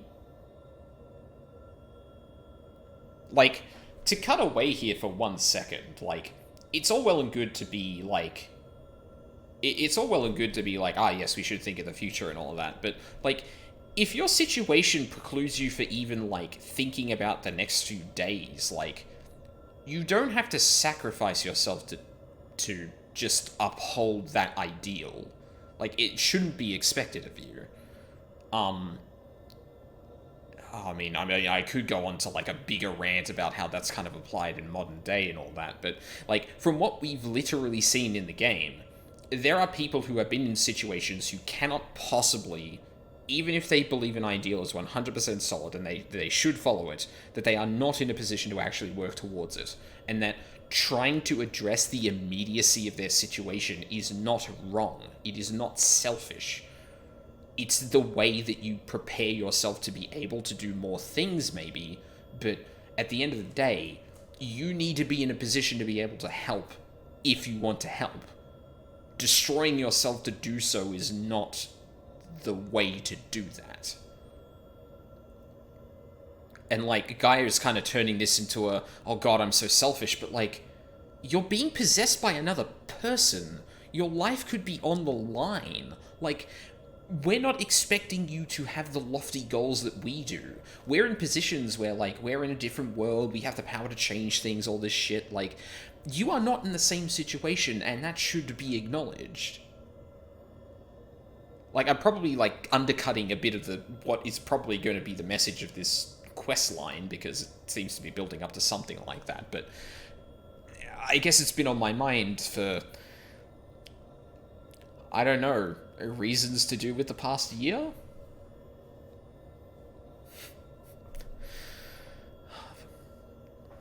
Now be nice to Ring, please. Well, yes, that too, like, yeah, please stop being mean to Reen because you're kind of confused about this. Obviously, we understand, but please, you'd be great together. For so long, I've listened to that voice, telling me what to do, who to be. I was so scared of what might happen if I disobeyed. But I don't want to live like that anymore. I want to be me. Who am I? What am I? Perhaps it's better if I never find out. If Reen's the Oracle of Light, here to mend this broken world, what does that make me? She's baby, don't be mean to baby. Yeah, exactly. Well, I mean, she is also kind of... Yeah. Gaia, the Oracle of Darkness, bringer of misery and death.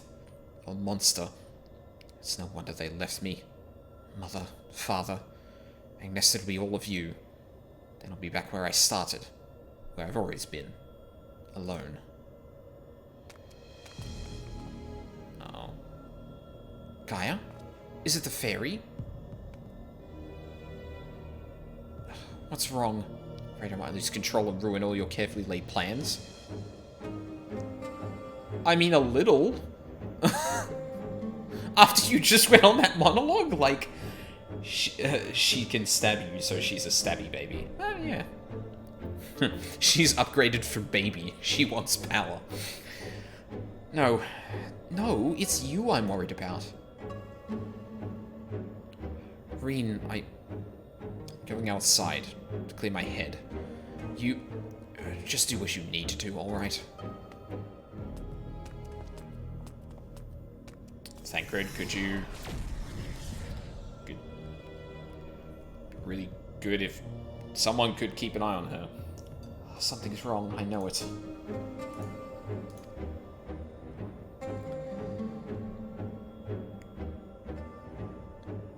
That much is clear.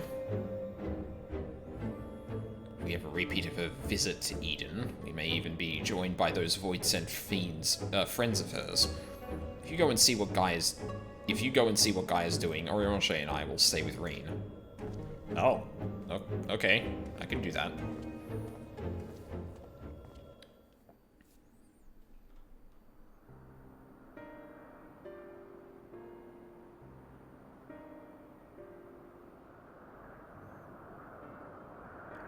Gaia, I don't like that you're up here. My name is Gaia. That's what you said, isn't it? Eden. The Flood. What does it all mean? This is the most this is the most Kingdom Hearts I've ever seen. Yeah, so the funny thing is that, like, they actually justified this where they had, like, square arenas everywhere, and, like, Reen said something to the effect of, oh, Eden can just manifest platforms everywhere. It's like, really? He can manifest boss arenas? Or it can manifest boss arenas? Okay. Eden. The Flood. What does it all mean? No. It can't be. Is this what it's been waiting for all this time? Finally, you remember. Ah! What is this? Uh-oh.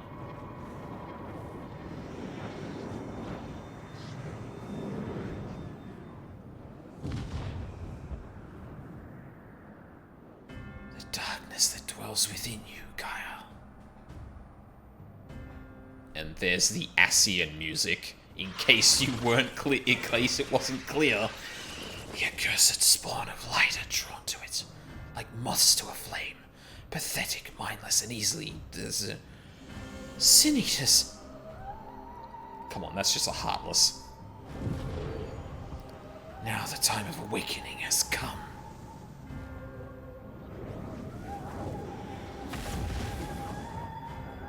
Oh. I don't know if that worked or she actually managed to deflect it. Hey guys, what's going on? Oh shit.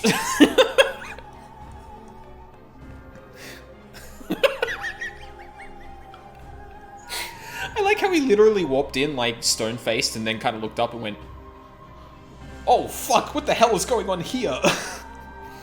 Aldine, Reen sets as Sin Eaters. What's happened?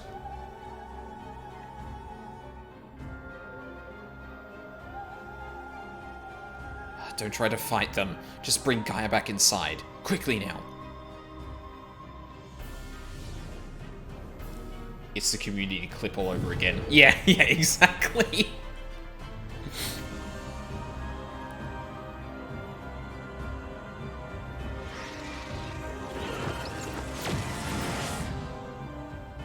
Ooh. Fuck, the Sin Eaters are lively. I mean, I guess it makes sense. There's just a massive manifestation of darkness appears in the fucking middle of the empty. She is unconscious. Oh. Thank you for that.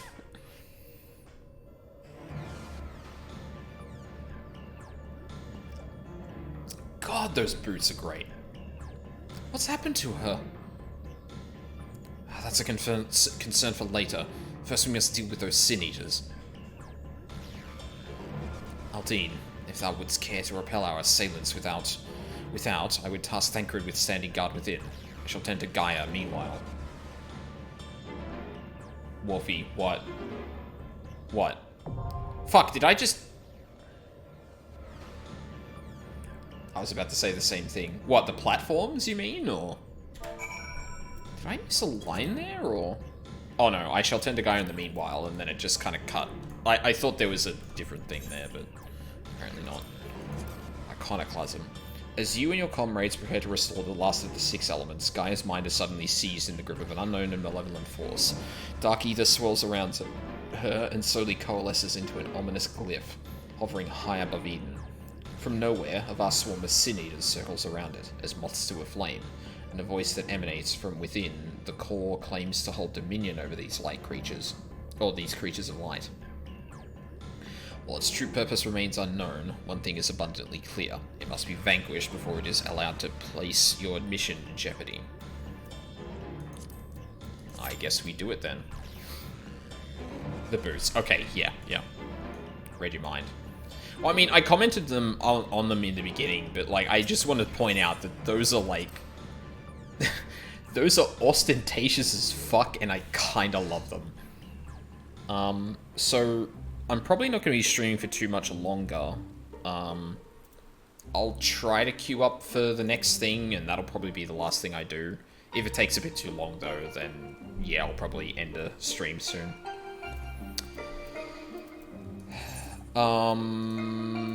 Right. We need to go to Kagane. I actually have to get up. Yeah, I imagine it's getting time to do something. God, what time? It must be like almost 7 or 8. Post office playing with my new chair. Oh, lovely. Fuckers. Like computer chair or? Oh god, that reminds me. I really should put an order in for that microphone arm soon. I was gonna do it, but then like cases here were spiking up, and I was like, I don't know if I should order this and like it get lost in the mail because everything gets shut down. But yeah, gaming chair. Oh, nice, nice. Yeah, I'm. You can't really see it from here, but I'm using like a regular kind of office chair. I'm gonna be honest. I don't actually like how a lot of gaming chairs are kind of like structured, if that makes sense. Like a lot more of the office chairs have like more of a kind of flat-ish but curved back with like soft cushioning, whereas like gaming chairs feel a bit more rigid and like they jut out at the sides, and that's never really sat with me, to be honest. Mine broke, so I need this new one. Oh, well, I mean, you go do that. Do your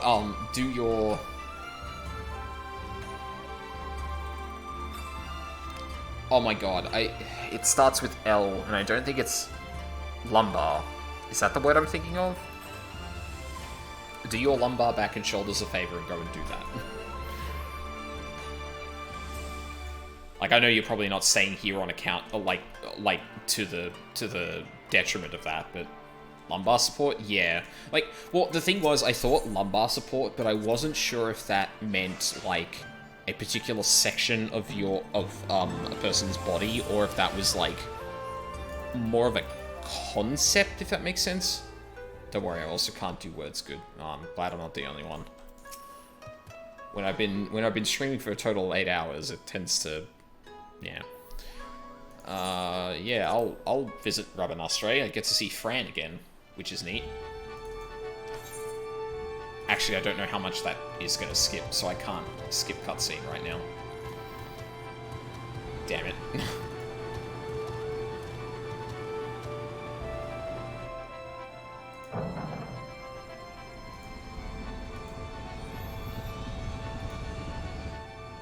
Alright, actually getting up. We'll see you next time. No worries, Charles. Again, I appreciate you sticking around. I hope your chair is not delayed from post, and I hope you have a good day.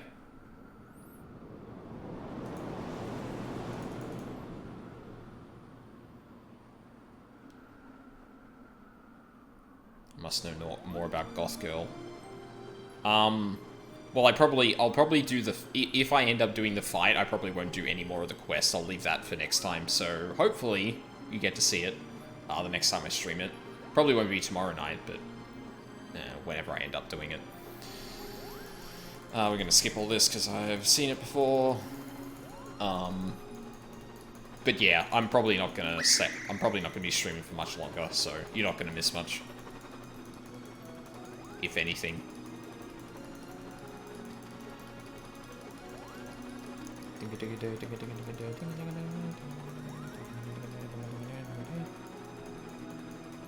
You motherfucker. I really wish the Warrior of Light would just shove him out of the way. Or shove them out of the way. Oh! Actually, shit.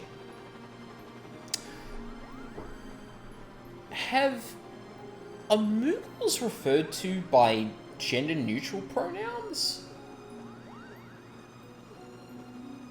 I feel like I could completely glossed over that in the past. Or haven't realized because I've just been speaking the dialogue and not, like, paying attention to that particular detail. But it just struck me that, like, I don't know if Moogles actually have gender. Or recognize it, at least.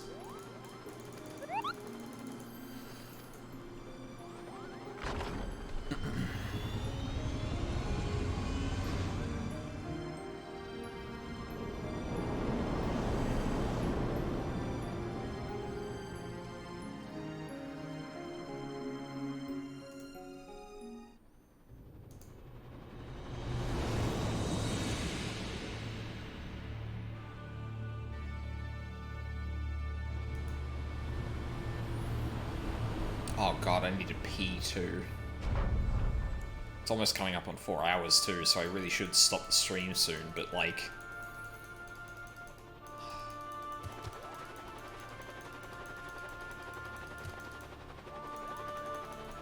Yeah, we're going inside. Yeah, I know.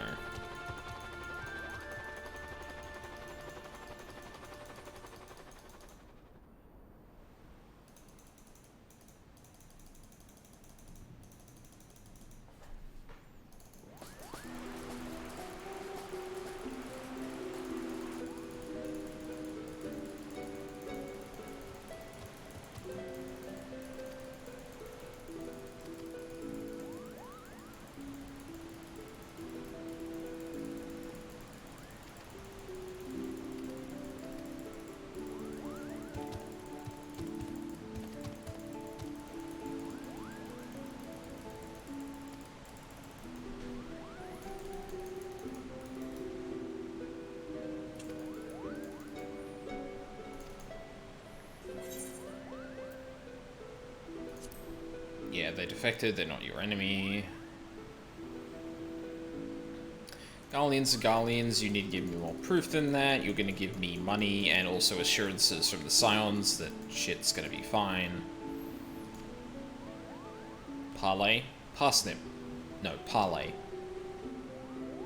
First, the resistance requires men. Yep. We also require gil. Grab me these things in here. Yep. What of Lexan Tales? I'll probably finish off here. See me to victory. I'll take the Emperor himself. Those are my conditions. What say you? We'll deliver your request to the Scions, but can promise no more. Tells them my demands, but knows the fate of your expedition hangs on how well you do so.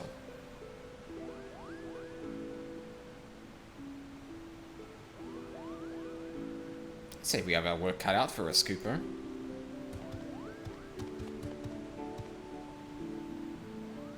Wagi, you and the Fusiliers are to accompany the Liberator. I expect a detailed report on how my demands are received. Yes, General.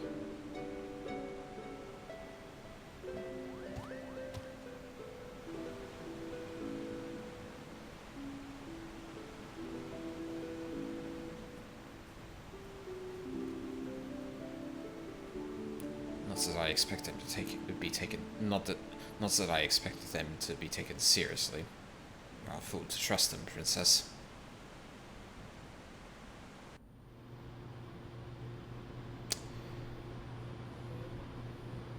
You know what? No.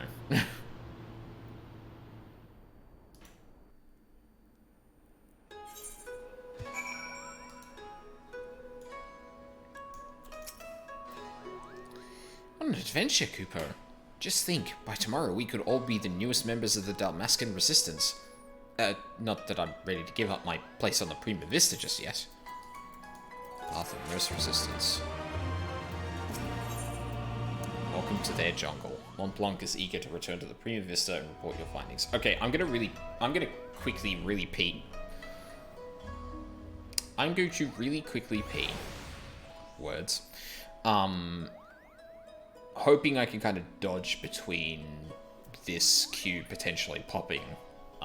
So I will be right back really quickly.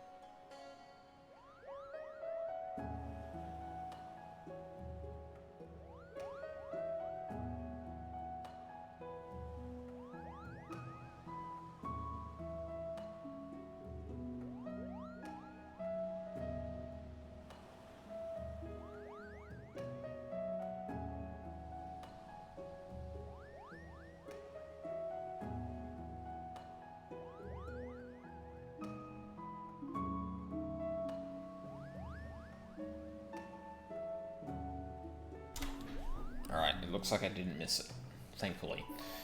Although we got some dropped frames. That ain't good. Why the fuck is the stream manager gone weird too? What the hell? There we go.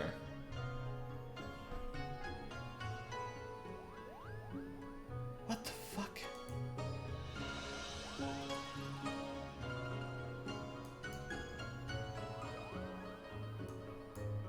That's fucking weird.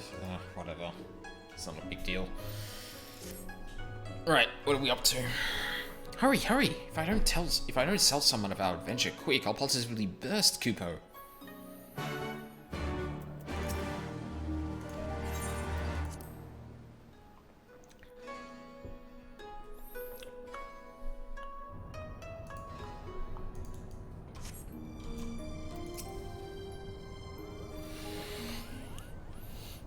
We're back.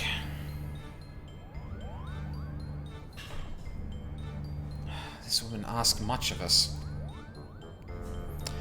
The Vera have ever been wary of outsiders. For centuries, their many tribes have remained hidden in the jungles, content with their self-imposed solitude. Each tribe has its own strict code and will meet swift punishment to any who would defy these laws. As such, many a Vera will spend her entire life bound to the territory of her ancestors, both unwilling and unable to venture beyond its borders. And while the tribes are wholly independent, they have agreed to uphold a single standard: shun all contact with the outside world unless it is to protect the jungle. That said, with every generation, there are those Vera who would long for a life beyond the verdant sea of trees and abandon their tribes to start a new life in the kingdom's cities. My guess is that this Fran is one such individual,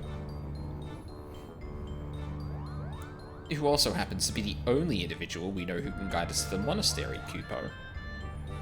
It seems Aldine's sword arm won't be enough to see us through this predicament. I don't swing a sword. I have a... you know what? Never mind. It's not important. He'll need to don the right mantle of a... diplomat if we're to convince the alliances and the East Aldenard Trading Company to grant us aid. What could go wrong? Well, luckily I have people for that.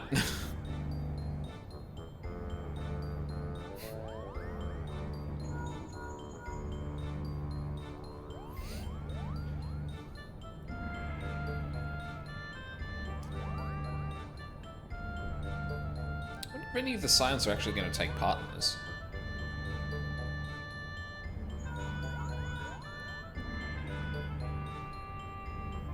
Yes, I know you said not to call unless it was urgent, but this is urgent.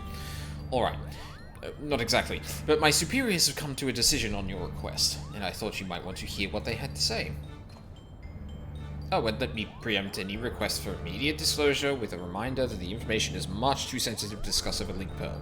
Meet me at the Ruby Bazaar, post-haste, and I shall duly apprise you of their judgment. You know what? That's fair. Well then, Aldine, what are you waiting for? Or what are we waiting for? I think the implication was for you not to come, but you know what? It's fine. Read about how you united the whole of Eorzea under a single standard and convinced the Holy See to end a 1,000-year conflict. Compared to that, asking for a few soldiers and a coffer or three of gil should be a piece of Rollenberry cake. Well, no, see, like, the thing was that they didn't need to provide me with much funds to actually do that, so, like, me asking for that is kind of out of my wheelhouse. It's more Alphino's thing. Why aren't I getting Alphino on this? I suppose we should inform Wagi down at Kugane Landing of our progress. He mentioned he was to keep an eye on us.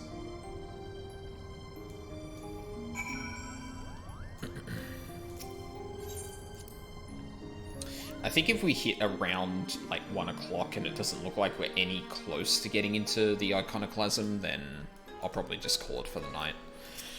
It's already not looking good.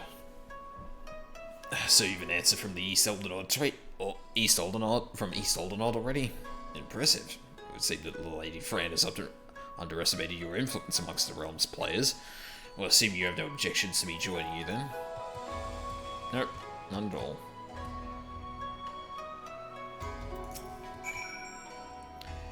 Renok and I will stay here with the airship. Our last foray into the city was met with one too many cold stares for my liking. Vessels such as ours requires extensive maintenance to remain skyworthy. You and Boagi take as long as you need.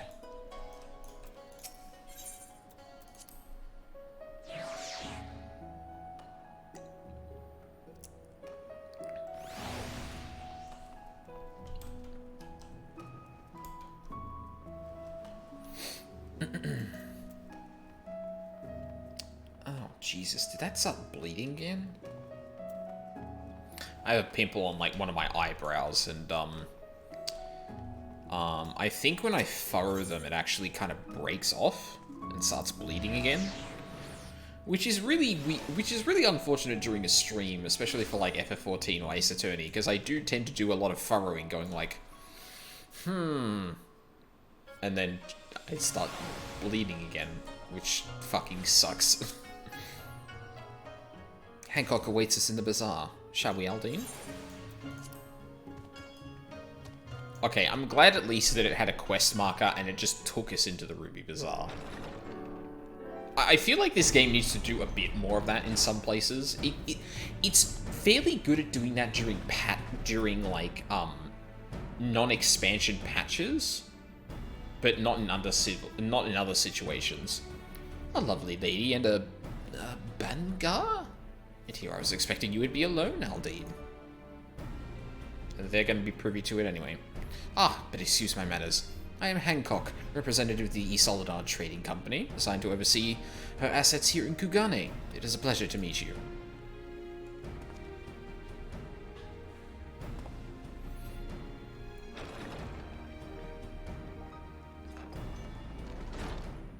Huh? And I am Yugiri. We apologize for making you come all this way. Not that it is far from the landing to...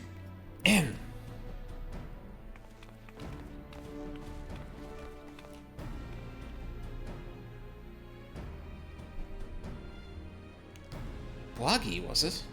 I serve Lord Hien, rightful ruler of Doma. I have come bearing our nation's reply to your entreaty. And I am Tataru Taru of the Scions of the Seventh Dawn. I'm only here seeing as no one else could be bothered. Well, that and to bear a message from the leaders of the Eorzean Alliance. Wow, okay, Tataru. You should be able to sell that a bit higher than, I'm here because no one else could be bothered responding. Like, that's a bit much. Well, thank you both for coming. I am Boagi, formerly the Dalmascan Royal Fusiliers. I now claim allegiance to Lenti's Tears, a resistance group seeking to accomplish what you have in Doma and Alamigo. What tidings have you brought us?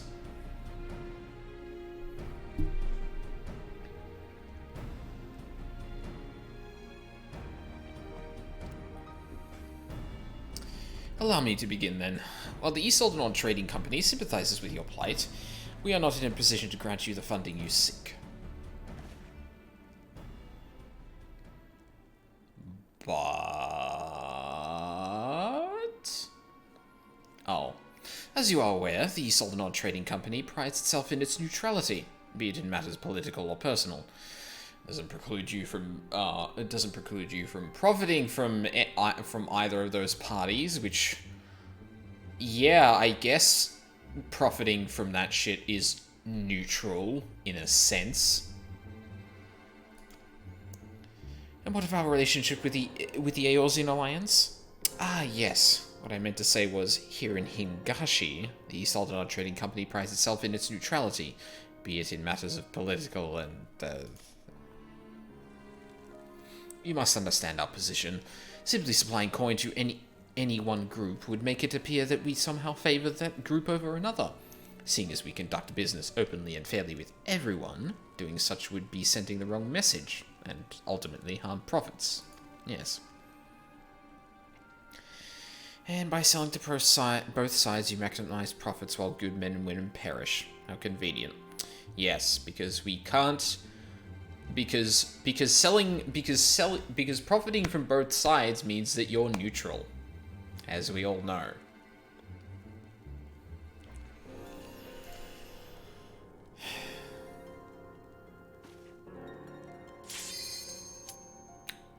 Oh shit.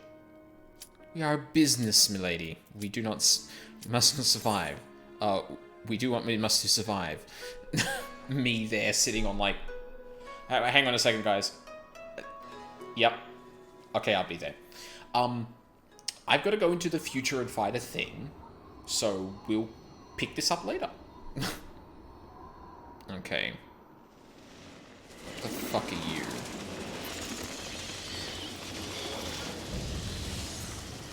The Idol of Darkness. Antithesis conscient? So many of them. But nothing we can't handle.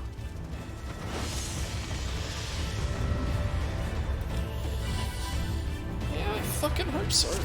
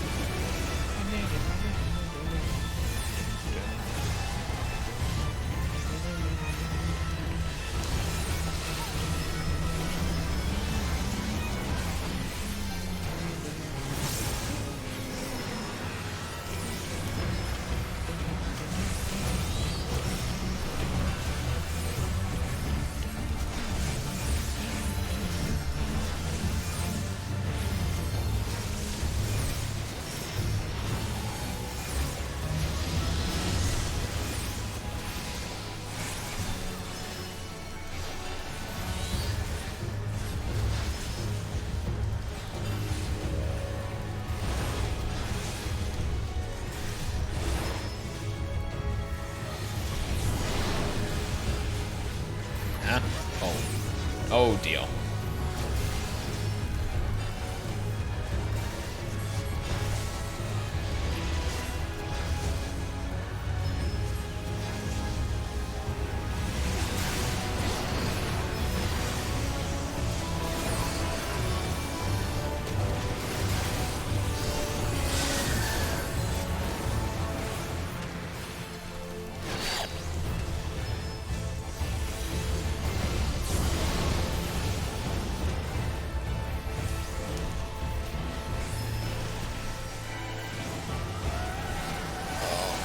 Get it? Yes.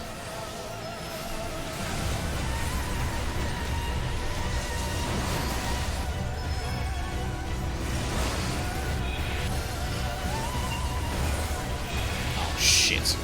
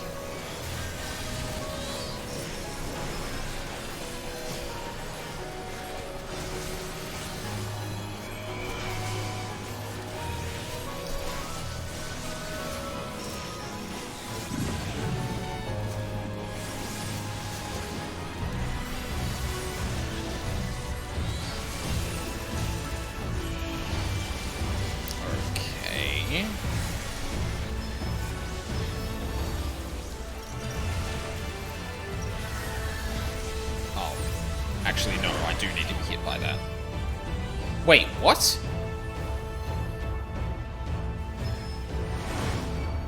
Oh no, Umbral is fucking light. Oh my fucking god. I'm an idiot. God fucking damn it!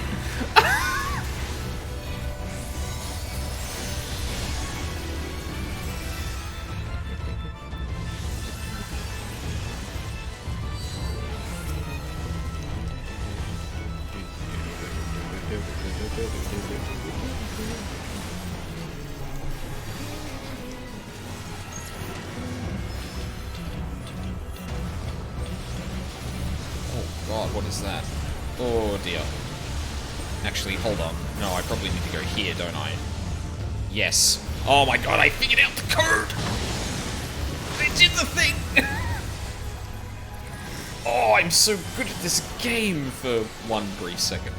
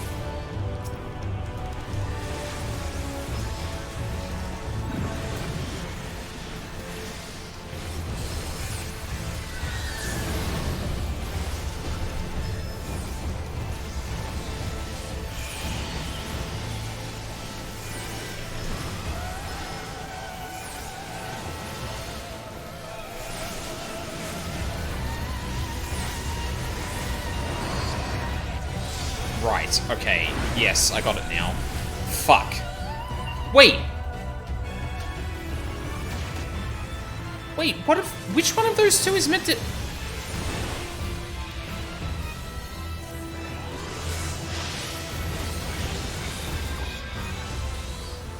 Oh, I'm so confused.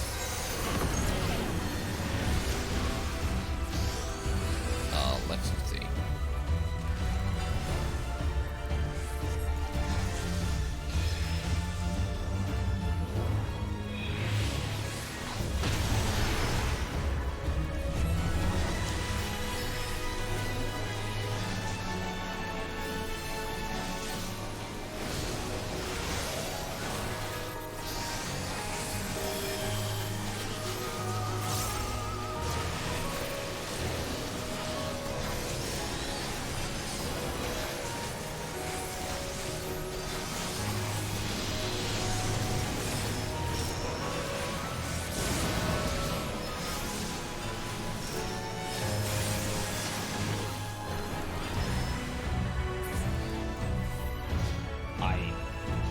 I have no idea what the fuck just happened.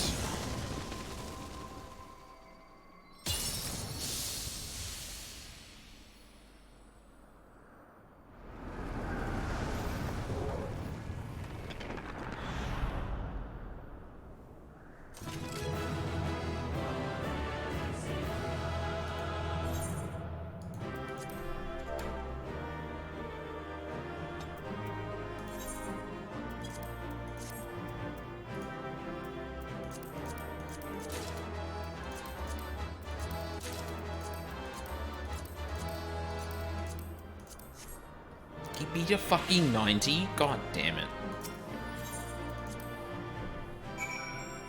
I can't believe I received a commendation for that. Alright, yeah, that's gonna be it for tonight. I'll do the quest. I'll do the rest of this quest, afterward. I don't know what the fuck just happened in that fucking fight, but I guess I'll figure it out eventually. So I'm gonna be doing Ace Attorney tomorrow. I don't know, I probably won't be doing any Final Fantasy, tomorrow night. Just because that's gonna be going into a work night thing, so I don't usually like to take up too much. I usually like to give myself enough time to kind of relax in that, and that's probably going to encroach upon that, and I don't really want to do that. I don't want to burn myself out. So yeah, more Ace Attorney tomorrow. Final Fantasy or 14 and Hades during the week. And we'll see what the weekend brings, because it depends on how lockdown goes. But yeah, so thank you very much for watching live or on the VODs. I really appreciate it. I hope you all have a lovely day, and I hope to see you all next time.